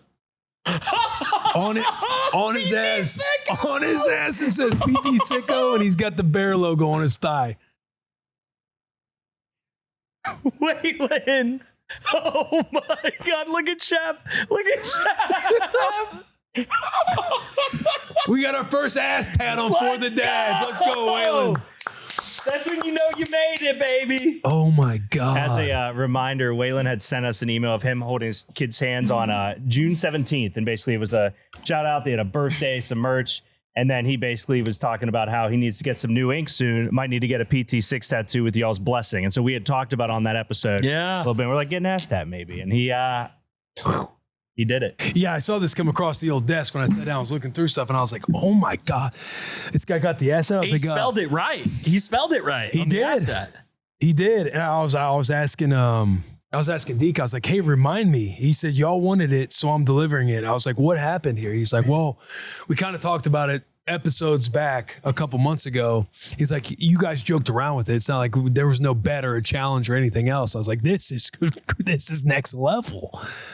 The power of words. That's a sicko. Yeah, we didn't realize just throwing it out there. Oh, getting asked at. He's like, bet. Yeah, so if you're wondering, like, dude, I love this pod. I wonder if people out there love it the way I do. There should be no more questions. Like, there are sickos out there, man. Those are the moments too of like when Charo challenged you with the one shelf of, man, you're doing a dad podcast, or when Jill did pretty much the same thing to me when I was mowing the yard. Now I just got to think about Waylon, that ass tat, man. Whenever I'm falling short, not being a good dad. Yeah. You're like, there's someone out there with an ass tat that believes in this brand, 10 man. toes. 10 toes. 10 toes. You're having a rough day? Think about that ass cheek. 2 cheeks down. Yeah, he's standing 2 cheeks down, man. That's incredible. And cheeked up. Well done, Waylon. You cheeked up. Yeah. Mrs. Waylon, lucky Double woman. cheeked up on a Tuesday. Yeah. Or Wednesday as you're listening to this episode. Shout outs? You want to do some shout outs? Oh, dude, let's do some shout outs. I can't wait because Deke said we had 4 hitters with the call-ins. Ooh, should we do call-ins? Hey, whatever your little heart desires, we can run through a couple shout outs. I got Amber Hammonds here via email. My name is Amber. We are from Pisgah. Oh, yeah, Pisgah. Pisgah, Alabama. That's right. E-I-E-I-O, laugh out loud. Pisgah. I wanted to give my husband Trevor a huge shout out. We have a 6-month-old baby boy named Tatum. We love him so much. Trevor travels for work and has gone a lot during the week. I wanted to give him a shout out and let him know how thankful and proud we are of him. He is the best dad and husband, and we couldn't do this without him. We love the pod. We look forward to listening every Wednesday. Attached are a couple photos of Tatum, who just cut his first tooth last week. Ooh. Good. And he's got the good tee on. All the way from Pisgah, Alabama. Look at that, dude. Look at the boy. You know he got on BWTB and just pointed. I want the good one. I want the good one. John Stoll. John Stoll writes in, what's up, boys? This is John Stoll from Columbus, Ohio. I'm a single goon beret uncle thriving in the A-Gap. I wanted to wish my brother Nick a happy 30th birthday, August 13th. He is a proud member of Papa Team 6 to a beautiful 9-month-old Sutton Grace. It has been really exciting to see him dive face first into fatherhood while operating at a high level, even at 3 a.m. diaper changes. Good. He's a great older brother, even better dad. Love you, bro. Enjoy the birthday. We both watch every week, and it would be great if you can get the shout out on the pod. We share the best moments with each other, whether it's Sherm being a fucking piece of shit at the airport, the baby having a massive blowout 1 hour into a 10-hour car ride, or Philip Rivers' non-pull-out couch since we know he doesn't pull out. Keep up the work, boys. Love the pod. Below is Nick's Sutton and his beautiful wife, Abby. Dude, what a wonderful birthday gift from a goon beret to his dad. What a fam, dude. His dad, bro. Yeah, man. Happy birthday. Happy birthday. Hit the bong. Hit the bong while you hit it. Will Carden, 2682 on YouTube. Boys, just shouting out my son Stetson's for being an absolute beast. He turns 2 on November 6th. He's fully sprinting, jumping, saying every word possible right now. He got moved up into a new class in daycare, and he is absolutely killing it with all the 2 and 3-year-olds. Is it normal for a kid that's not 2 years old to be saying full sentences? He's also potty training already. And to be honest, it was his decision. Not a fan of him growing up like this, but hey, it is what it is. Love you, boys. PT6ICKO out. He got moved up in the new class in daycare. Bro. I wonder if they call it Big Boys Club. Going. It can't be big boys because going in yours from Big little girl? girls to big girls. That's Big the 1-year-olds. What's the 2? Biggest? It's gotta be. Gotta be It's up gotta there. be. Hey, dude, I just want shout outs to start becoming just people going, hey, here's my kid. Here's my kid. This is Lucy. And then just a picture attached or sending us pictures of their dads. This is my boy Tank. He's already 70 pounds, and it's just a photo of Tank, and he's drooling off the side. He breathes like his old man trying to sleep at night. He's a mouth breather. He's a mouth breather like his daddy. Dude, I really want that. Oh my God. Some school pics would be funny, dude. He doesn't like to drink apple juice. He drinks apple sauce from a straw. He likes it gritty, man. This is Tank. And it's the picture of The Rock when he was 16. He looks 40.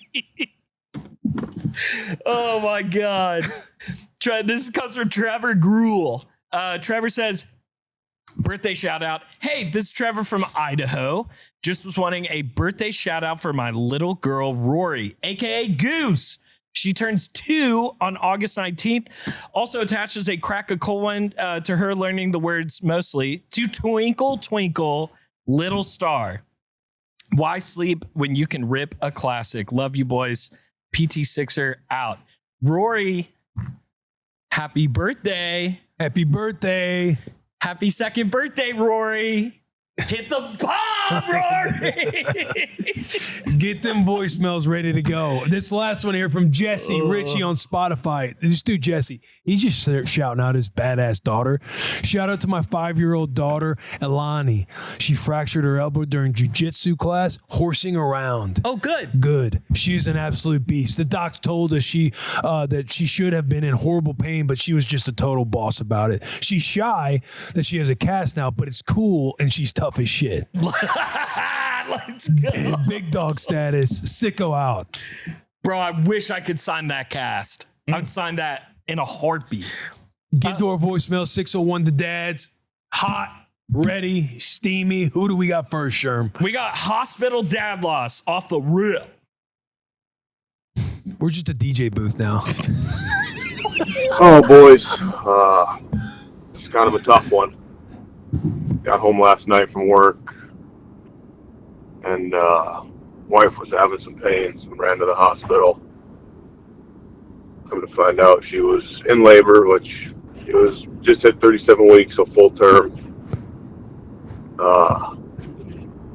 Baby girl ended up being born, but massive loss. I realized I left my PT6 shirt at home. Oh, fuck. Fuck. First couple days of my daughter's life, and we're going to be taking her home, and she's just not even going to know their dad's an absolute fucking sicko. He's going to be walking out in a normal t-shirt. I can't believe this shit. Just the pure disappointment in myself. The one thing I needed to remember to pack. Left it at home in the closet. God damn it. Anyway, boys, keep up the good work. Keep up the pod. Love everything you guys do. Signing out. PT6ICKO, Jared from North Dakota. Peace out, boys. Peace and blessings to Garrett. Peace and blessings, but he fucked up, man. If you say This is like when coaches are like, you think I just say shit just to say shit, man? you don't have to get ready if you stay ready, Will. It's Little dad hack. it's just the fucking details. You don't have to pack if you're already wearing it. Just wear it every day. He probably had a vision in mind. He had a game plan and he couldn't execute the game plan. Yeah. It pains me. I hear the pain in his voice. Trust me, we're all pissed off. But what are you going to do about it? You got to get back up. Because it's not about how hard you get it. Yeah. Yeah. It's about how hard you can get hit and keep moving forward. Sorry. Yeah. How much you can take and keep moving forward. Derek just motioned Sherman. Just hit the voicemail button. What's up, boys? My name is Curtis. total dad loss. Me and the lady, she's like, hey, let's go to this place. Let's take the kids. I got a 1-year-old son and I have a 1-year-old niece. And we're there at the playground, indoor play jungle gym. And I see my niece walking to me. And I have my feet kicked up. We're trying to schedule a birthday party there. And then next thing you know, I accidentally kicked her in the face. How do you accidentally kick her in the face? Broke my heart. She was crying. I was crying. There's all these different 10-year-olds looking at me crying. Grown man, bawling his eyes out. My son is looking at me. The lady comes up, the wifey, and she just rips into me. And I'm just sitting there just taking it. And I cannot get over it. So that's all I got today, boys. Hope you guys have a blessed day and keep doing what y'all doing. We were missing some details. It had to have been. Some crucial He said he had his feet kicked up and he was booking a birthday party or something. His 1-year-old niece was walking over and he kicked her in the face on accident. We don't exactly know how the kick occurred, but it seems like he had his feet up and then like tried to swing his feet off of where they were, is my guess. And she was there and he didn't see her, just clocked her. Don't know. But all the 10-year-olds just staring at him crying while he's crying too, while his 1-year-old niece is probably on the ground because he kicked her in the face. That's a tough one. That's a tough loss. That's a tough loss, dude. Talk about feeling like you're in the fetal position. If you're crying too, One time, you know what I'm saying? Like, I was at a summer concert, like outdoor movie thing. This little 3-year-old kid kicked my dog in the face, full up, wind up, and kicked him in the face. And I instantly look at him like, what the heck? And everybody that's around looks at this little kid and he starts going, and then my dog, because it just got kicked in the face, is like barking. So everybody that's outside of what just happened and didn't know, they just see my dog barking at this kid that's crying and they're all giving me looks. And I'm like, he just kicked my dog in the face. Like, that's crazy. he kicked my dog. You kicked my dog. Pissed me off. Also, man. Sherm, I was not doing that to play the next one. I was doing that motion because you were so close to getting that phrase right. You just switched like the wording. It was not telling you to rush. It was just. I thought you were good. And by the way, you can't be cutting up that meat. And not Yeah, sending come on, some toss over the here. meat around, dude. Honestly, like I was thinking about it earlier. munching. I was like, that snack was good. I want more of it, but I kind of just laid low. I was waiting for him to start But tossing. you're over there eating during phone calls. There's another stick too. There's I asked him for a second slice, and he like gave me like a sliver slice, and I was like, What is are we- this? I'll cut up more during this next voicemail. You want some more summer sausage? You give me Yeah, a and I big want, one. You want big? I want a Keep big cutting. one. Just cut it. All right, Just all Run the next one. Yeah, just keep cutting it. I click play. Hello, boys. This is Carlo Piperis. Kicked his dog. I'm from Hawaii. Didi Carlos. Love the podcast. I'm I'm a father geeking of dogs. almost 2 years old. Beautiful little girl, little princess. Love her to death. Made me go crazy to death. Love her though. Just want to say thank you so much for this wonderful, amazing podcast and amazing work that you guys are doing. I discovered this podcast not a long time ago. I started from the episode 1, and right now I'm on episode 5. Love the podcast. The podcast was about Will going crazy in the car, 5 hours drive with the little Roo screaming, Scotty screaming. I was bursting out of laugh. I feel you, man. I was bursting out with laugh. Sherman, congratulations. I'm pretty sure right now you have like your first year birthday and everything and all of that for your little one, Scarlett. Love the show. Sorry to say that late. This will be like a dead egg as well. Boys, learn how to cook. Learn how to cook. On the 5th episode, one caller The wife got the rum milk, and he stood up as a real man, went to Costco and changed the milk. And you can buy yourself sometime. Boys, learn how to cook. This is the hack. You can buy yourself some time. If you have a yard and you have a grill, go outside, make some steaks, make some chicken for your wife, for your kids, for your family. Crack a cold beer. Enjoy cooking and everything, because that also will give you like some time to be on your phone, to give a call to your friend. You have a little bit of peace of mind. Doesn't have to be fancy, boys, but learn how to cook. Thank you so much, boys.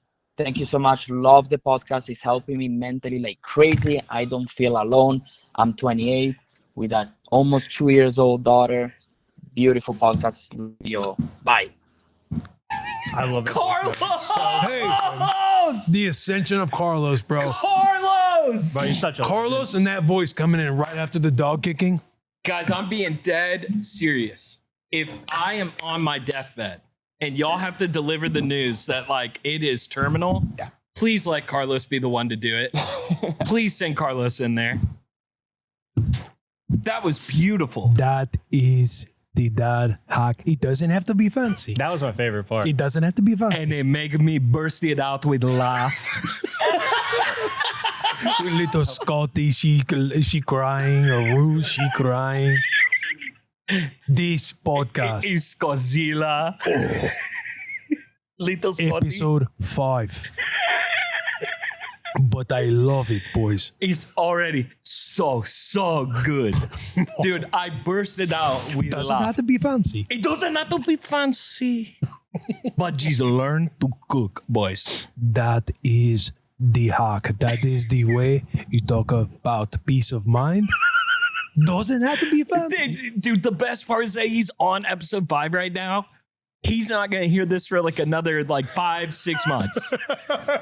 And then he's going to be like, oh, gee, boys, that is me on the podcast.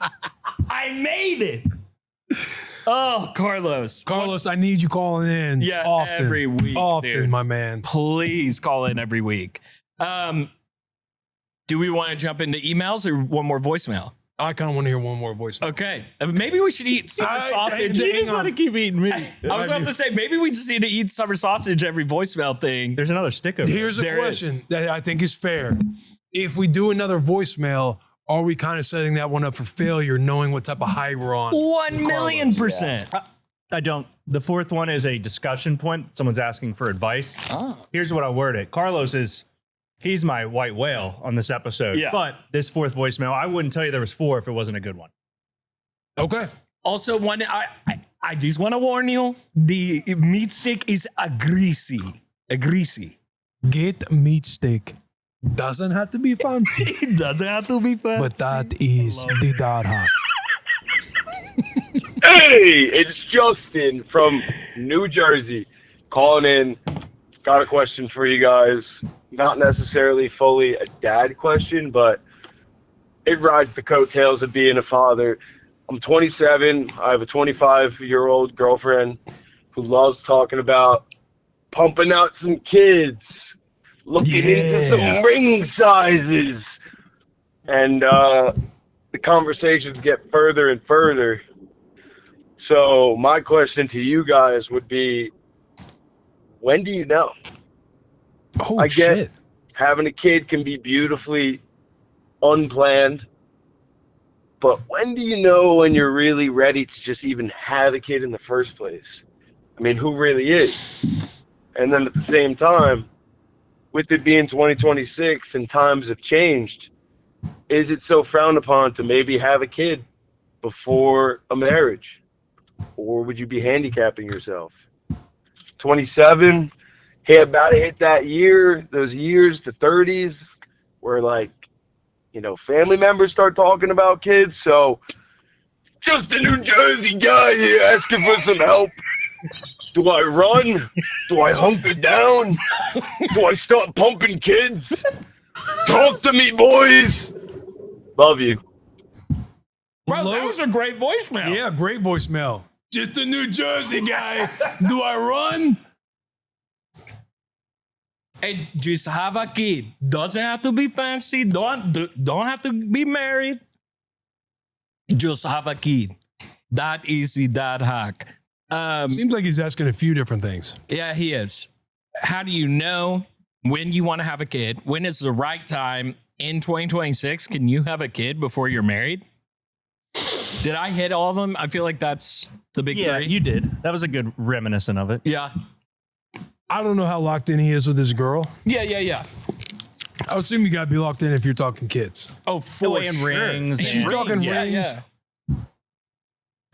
If you know you're getting married, like if you know that time's coming and you just feel like the wedding planning will be longer than the 9-10 months and you guys are going to have a kid. If that's the woman you're marrying, I don't think, if you want to have kids out of the gate, then dude, just have kids. You're never going to fully feel like you're absolutely ready. Yeah. You just never are. Yeah. Doesn't matter how much you conquer stuff in career, money you have brought in, you're always going to overthink it. If you're kind of like, paralysis by analysis, if you're just thinking about it all the time, man, is now the time? Am I going to regret this? Am I going to, dude, you're never going to fully know and fully be ready. If you know you want kids and you know you want kids with this woman and you know you're going to marry this woman and you're asking about, can we have a kid before we get married? Number one, we're not the judge, jury, and executioner on that. Like in my brain, dude. if you know you're spending forever with this one and you guys both want kids and it seems like marriage and the kid thing could be happening around the same time, I don't see an issue. Like I brought it up with Charo, but she didn't want to be in a situation where it's like we get married because we got married before we did the wedding at a, what is it called? Not a court. We legally married before we actually had our wedding. Yes. But Chara didn't want to have a bump. She didn't want to have any of that with her dress. Or she didn't want to be going through postpartum or anything else like while she's getting married or have just have the little one around like while we're getting married. So she wanted to, because we brought it up and we talked about it because we wanted to try to have kids kind of right away. I mean, we got Rue when she was a honeymoon baby. Yeah. I know I said a lot right there. All I know is this. Make sure this is the woman you want forever. And if it is, the answer to have a kid is fully up to you. Whether you want to have the kid before the wedding, that seems like a conversation with wifey. After, just know, I hope he's not asking, is it frowned upon to have a kid before you get married and he doesn't know if he wants to get married? Buddy, do not go down that road. Oh, yeah. If that's the whole reason for that's a completely different book. A completely different book. Of which I do not have the answers to other than, don't just get married because you're having a kid, take your time, process what is going to be best for this kid. I've had some friends that have, from a one night stand, had a child, didn't marry, the baby mama, but it worked out great because they both didn't want to get married, but they're both raising the child both in the child's life and very active parents. And then people that have gotten married, like there's so many ways to cut that cake. But don't feel like you have to force your hand in getting married. And I love what you said of make sure that she is the woman that you want to, raise your children with, And be with, because y'all are going to be teammates for the rest of your life. I grew up in the Bible Belt and DFW, where it's frowned upon to even live in a house with your significant other before you're married. Not by everyone, but it's frowned upon. you feel that pressure. I mean, my mom cried when I said we were having our wedding outdoors because she wanted it to be in the Catholic Church. Well, with the Catholic Church, especially, dude. Yeah. Feel you on that. So it's it's 2026. You're not going to catch any judgment here.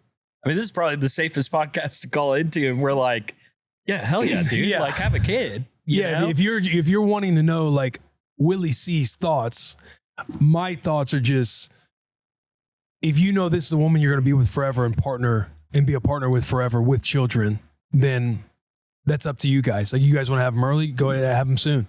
Yeah. You're never going to know when you're absolutely ready to have kids. You're just not. If you know you want to be a dad, and you know she's going to be an incredible mother, and you guys are partners for life, then it's like, dude, get the pumping, dude. Well, and to answer Will's question, or I'll say this because Will put it very eloquently to me when I asked him the same question.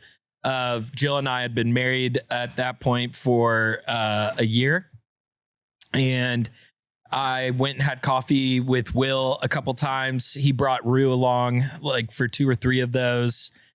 And I'm sitting there kind of picking his brain about. Because you were on my ass a little bit too with posting Rue on the story because Jill would see and get the baby fever. And he's like, buddy, you're not doing me any favors right now. Yeah, because Rue's adorable. It doesn't help that like she's super cute and Jill's imagining her own little cute sweetness. Yeah, and you were up in the air on if you were ready. Big time, dude. Scared shitless. And I don't know. I don't know if anybody's ever ready. I don't know if there's any. You can certainly prep.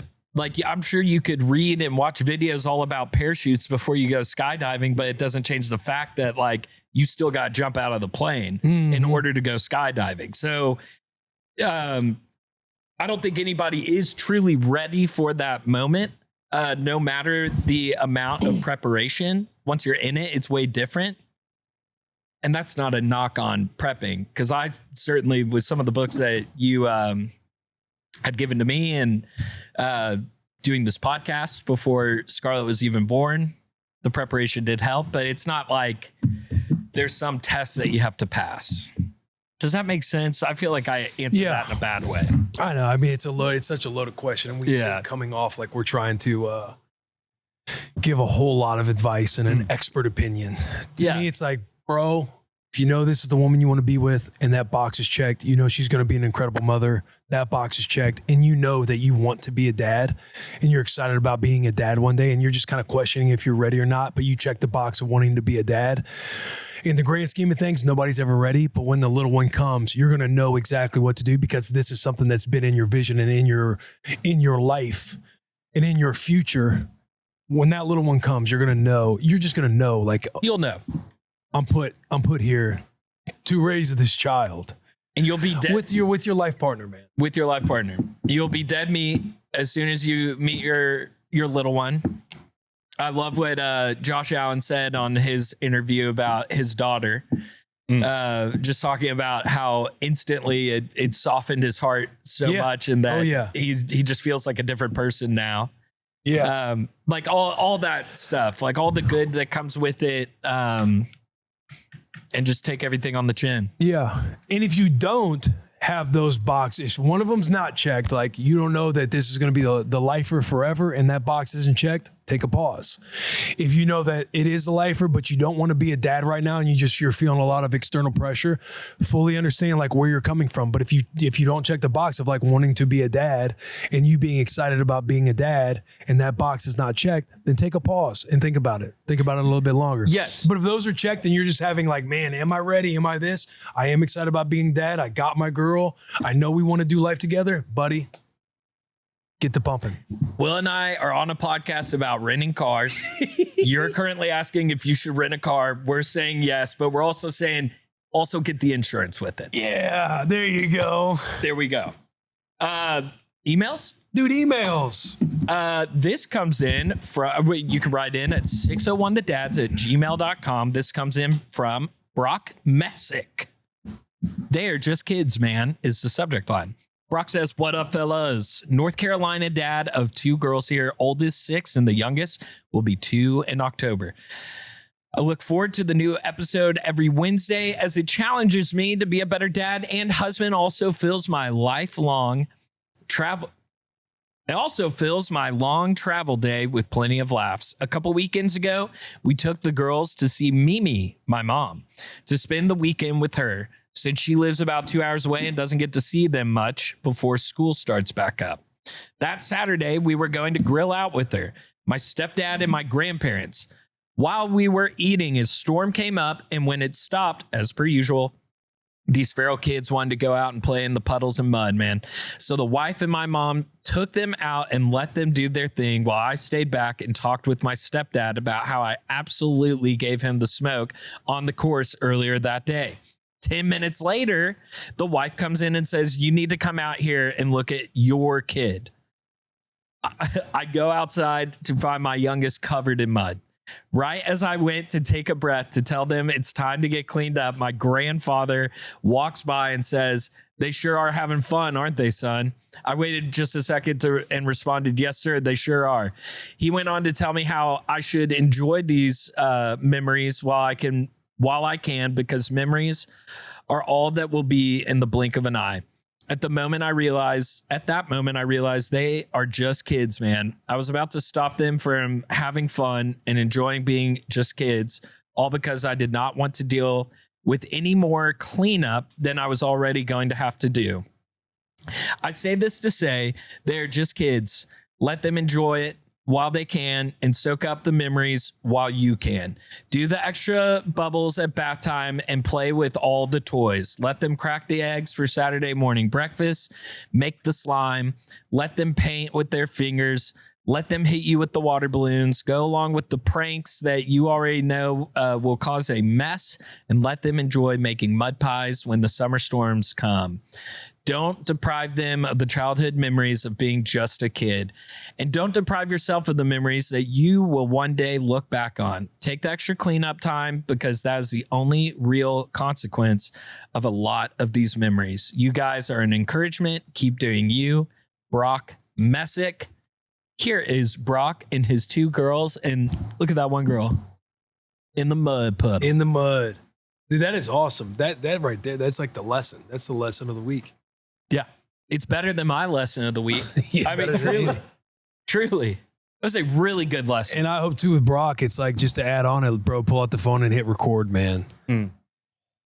The catch myself so much is looking at the old photos with Rue. I bring it up all the time, but I'm so glad I have them, because my brain, I'm forgetful. I got some severe dad brain. Yeah. And I'm glad I have them, just because it pulls me back into said memory. Dude, sometimes Rue's memory is better than mine. And I'll get to just pull out my phone and figure out what she's talking about.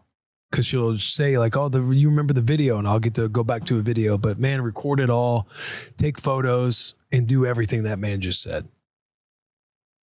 I'm really glad that my wife is the phone person. Dude, I know in our relationship. dads like aren't the guys.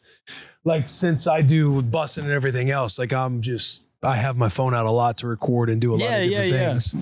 I know that's usually like a mom thing, and like this is a nice little dad hack, or just a reminder. But I always find, my wife included, but moms are always complaining about dads not taking photos of them with their kids, like just getting out your phone and taking more photos. Listen, I'm guilty of that too. Like, I can take videos and photos of everything else, but I'll forget to pull out the phone and get some cool shots of my wife with the kids, because my wife will always show me photos she gets of me and the kids. Yep. I need to do a better job of that. That is really good dad hack. Yes, that's a good just reminder for dads. Yeah. It's not even a hack. We all know it. We all hear the complaints when it comes up, when you're around friends, like, yeah, he never takes photos of me and the kids. Jill hasn't even brought it up to me, but I'm just thinking about all the pictures that Jill has taken with, and people compliment them, like the photos. Oh, Sherm, those pictures are so cool. Jill, are you taking those? Yeah, I wish Sherm would take pictures of me doing that. I mean, truly. Yeah. I really need to step my game up. We all do, my friend. Email here from Scott Brown, and we'll get out of here and we'll make sure we're taking our trash out. Hey, fellas, this is Scott from Memphis. Writing this email currently in the trenches, rocking our 2-day-old baby in the middle of the night while mom gets some rest. I've been listening to the podcast since day one, and I thought you guys might appreciate this. I'm a fellow girl dad. I had 3 girls already, and back in November, we found out my wife was pregnant. We waited until birth to find out the gender. Well, Monday night on August 3rd, my wife gave birth to our little bundle of joy, and you guys aren't going to believe it. Girl number 4. Seriously, how do you even make boys? I don't get it. Is there a trick, a certain position, a secret handshake? I feel like there's something nobody ever told me. I don't know why I'm asking you guys, because clearly neither of you know. When they held her up for the first time, I honestly couldn't do anything but laugh. I was just sitting there thinking, another girl? You got to be kidding me. People are still asking me, don't you want to try for a boy? I did 4 times. Guess I got to get the pads on the third one because she's the little menace of the family and built for the A gap. But all jokes aside, new baby girl is absolutely perfect and I couldn't be happier. Being a girl dad has honestly been one of the greatest blessings of my life. I wouldn't trade it for anything. Any dad who doesn't have a daughter is really missing out, and I know you guys know exactly what I'm talking about. I just wanted to let you know that you're not the only guys out there who apparently don't know how to make boys, and I'm right there with you. P.S. My wife chose the name Rooney May. Ooh, I like that name. And we will call her Rue for short. She's never listened to a second of the podcast, so I thought this was pretty ironic. Love the podcast, boys. Keep doing what you're doing, and thanks for everything. Shout out Scott. And I don't know, buddy. We're trying. I'd love to get a little lad in the family. But I do think about it. I feel like I would just look at the boy and see the boy so much differently than I do my girls. Not that it's like less or more, superior, inferior. Well, it's just a completely different thing. It's just a different world. It's just that having little girls and they know that they just have your fucking heart no matter what is the best thing. And there's just no doubt in your mind. There's no like questioning them the way I feel like I would my son, or I just know boys. Yeah. I know myself. I know guys. Yeah. You know how you want to raise them. You're just going to naturally be naturally be different with the boys. Yeah. I feel like from my perspective, being one of three boys, having a lot of masculine energy around the house, being around sports and competition all the time, like having the two girls, man, fuck, it's awesome. Everything that I'm about to say is not held in absolute truth, but I will say this. I've heard that if you drink Olipop, if you pop in a little Lucy, maybe a little breaker, you go to bwtb.com, go dabble around there. These are things that will help with the XY chromosome. I've heard rumor. We are at a place now, platform-wise, where we can start to do trials. Oh. So any ST6er out there, Yeah. or PT6er going for kiddo number 2, Yeah. we'd love to open up the study on if you slug an Olipop before, wear a Papa Team 6 shirt during, with a pouch of Lucy in your lip. We would just love to know what the data would say. There's some sicko out there that's going to do it. Right, the Aztec guy's going to do it. Waylon has a boy. He has a boy. Okay. Of course he does. Of course Waylon has a boy. He probably already done it. Yeah. He's like, man, I've been doing that shit, man. Got 2 boys. We'd love to see the data. I might have to try that. Hey, good sode. Good, so take out the trash. Take out the trash. We will see you next week.